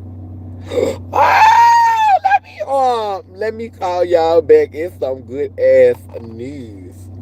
Oh, yes, everything is getting in line. Everything is getting in line. And look, that's so crazy. That's some purple shit. That's some purple shit. That's some purple shit. That's some purple shit. It happened. I was just sitting here talking about how about we start manifesting the reality that we want to see for ourselves. How about we stop preparing, and how about we start manifesting the reality that we want to see for ourselves? It's hard work, but it works if you work it, and then it's worth it. It's hard work, but it works if you work it, and then it's worth it. Oh, thank you, God, Goddess. Thank y'all. Woo! Thank y'all. Girl. Girl.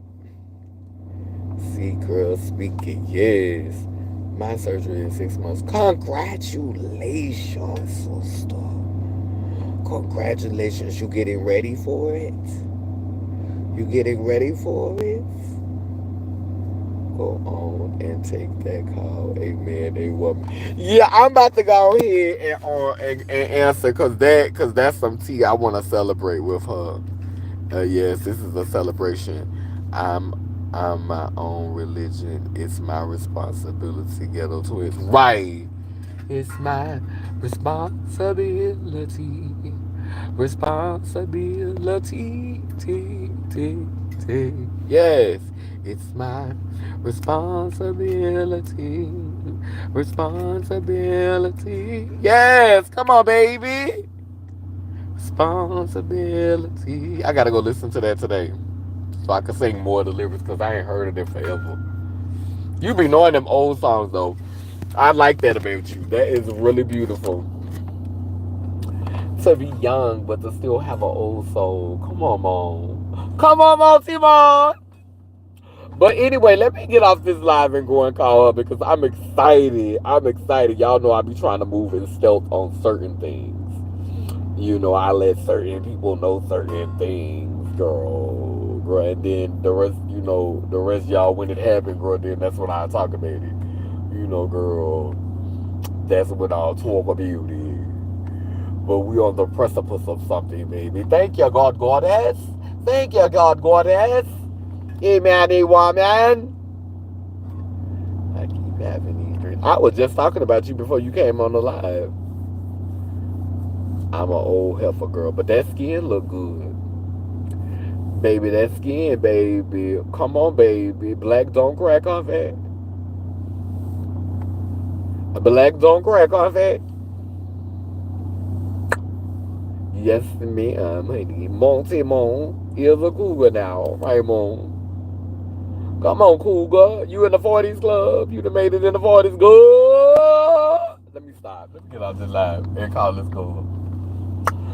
Down down that I say who it keeps meaning and turning in Gani, Yanko, Kalukalo, which means I am a child of God. Guades! Bound and round, both circle and square, we too speak life, so operations beware. Sending healing to those in despair, il ba bosawa, which means we come in peace, no harm to any.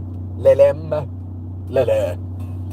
Remember to light your candles and to leave your hearts in the comment section. We need our hearts.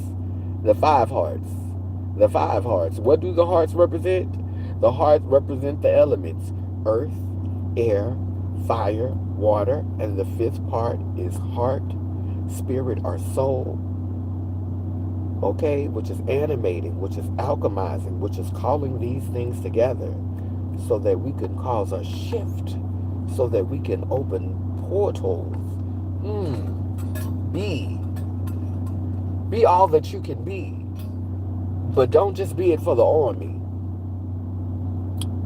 Be it for the ancestors.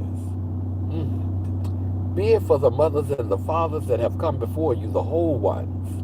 Oh my God, it's God today. Thank ya. Ooh. Come on now. Be it for the mothers and the fathers, the sung and the unsung. My God is God today. Help today. Let her cook. Help today, God Goddess. You know I got on this mother reverend hair. It's that good auntie wig, honey. You know she human, so a couple of spirits is up on there, girl. So many things to do, so many places to be. It's my responsibility. Yes, yes, yes. Thank y'all for the hearts. I'm going to do a check-in later on this week. If y'all have any suggestions or things that you want me to talk about, leave them in the main comment section down below. Be sure to like this channel, to subscribe, and to hit that thumbs up button when you're coming into the space. Thank you so much for my moderators who were on tonight. We had Hey Faith, we had Fatima, and as always, delicious feedback and commentary from Golden Queen. I am that I am did pass through. I don't know if I am that I am is still here, but you know I love me some I am that I am. I am that I am. Aaron was in here. Aaron had tiptoed. Boom. Guess who stepped in the room? Yes, it was giving all the teas of the teas of the teas on this live. We went up and down in numbers, but you know, and I was all over the place in communication because I had hit that weed. And I felt like, you know, in this moment, rather than getting myself worked up, because that's where the live was gonna go if I wouldn't have hit that weed. You know, I was finna be. I probably would have started screaming and hollering in the camera. And I think I still had those moments where I was kind of like tense for a second, but I didn't really give all the screaming and hollering.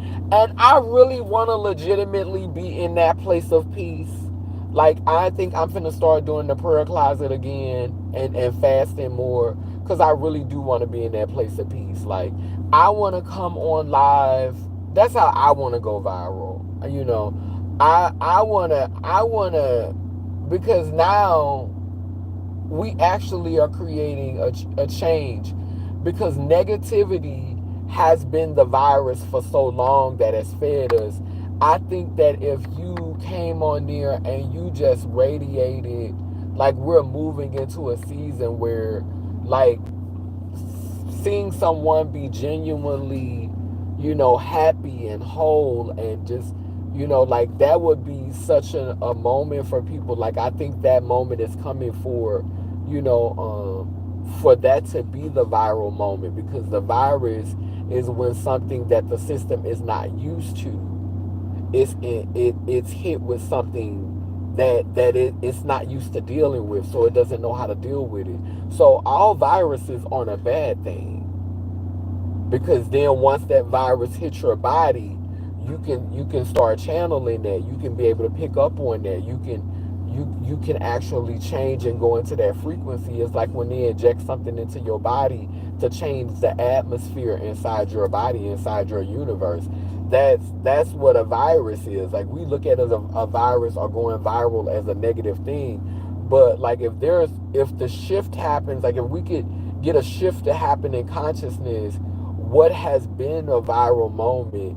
Because once the system gets so inundated with that, and that just keeps coming in, that's not going to be a virus anymore. That's not going to be something that just takes over the system. It's not going to be viral worthy. It's not going to be something that can go all over the body and affect the body, affect the people, affect, community.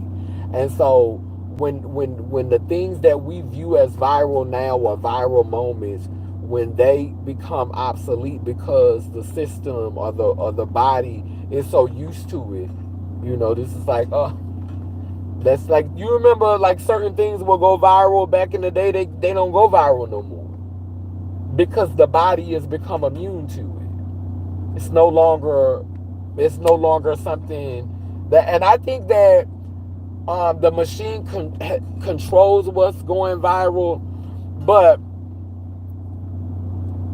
a lot of things are biblical for me. When I look at,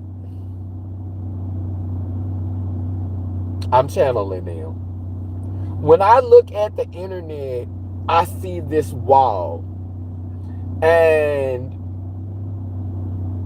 you scream to the wall like they screamed at the wall Jeremiah, because they wanted that wall to come down.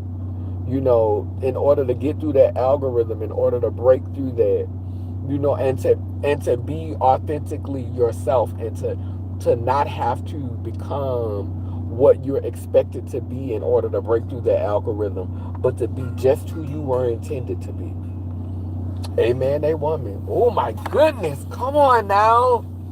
Not to be molded into what they are, or to become what you're expected to be, but to be exactly what you were destined to be, exactly what you were meant to be, because you were true to yourself, you were true to your convictions, you held on to your integrity, you held on to the idea that your season is going to come, and it's going to come in the time that it was meant to come.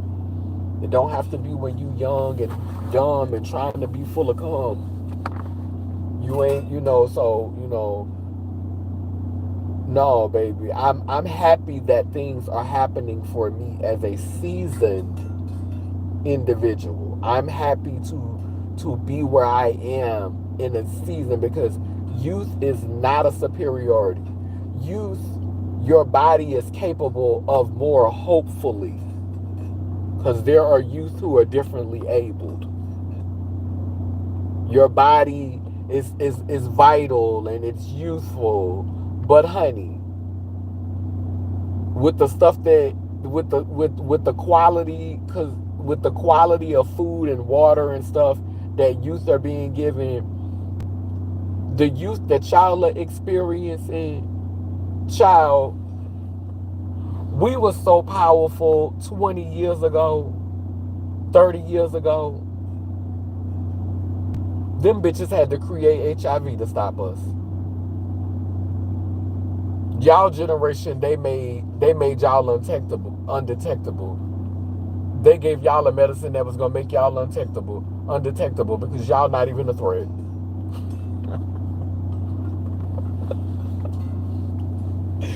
They don't even see y'all as a threat because of what half of y'all eating. But baby, we was eating out of gardens, and we were eating fresh this and fresh that. And so they had to create a virus because our generation was so, unfortunately, because of the Christian religion, that kept us tamed. But just the level of just where we were when we were coming up in our generation, like the physical and spiritual capability that we had, you don't see it in this generation. You don't see that capability. I'm not gonna say that it's not there, and I'm not gonna say that it can't be there, but you don't see it a lot. That's why when you see a young girl that's talking, or a young person that's talking about something that's profound and thoughtful and sensitive and compassionate, when you see young people that can communicate at that level, because this world got all of them programmed to be hard, got all of them programmed to not want to be vulnerable, to be afraid to be vulnerable, and be afraid to show who they are. They come on live, and a lot of times the youth are giving you, like, telling you a story from inside of their damn shell. Bitch, it's giving a whole turtle, and bitch, you're telling a story from inside of the shell. Bitch, we can't really see who you are because you're tucked in your shell. You're trying to protect yourself and give us art and tell us a story at the same time. But if your art is incapable of being vulnerable,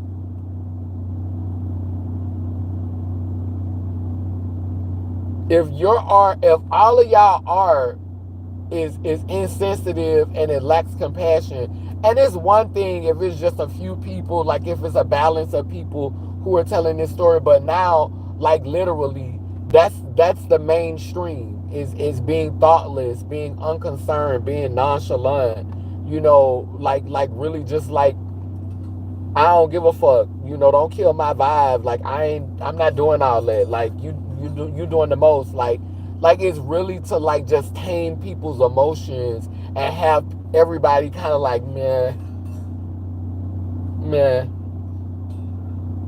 meh. And guess what happens when you become meh? Then you become minions. Because you don't really have no thoughts of your own, no goals of your own, no standards of your own. So that's how they mold you into a minion. Because if you ain't really got that many emotions or that many feelings, then guess what? It's gonna be easier to mold you into a minion, because you basically just heal. Anyway, I've been was supposed to get off the live.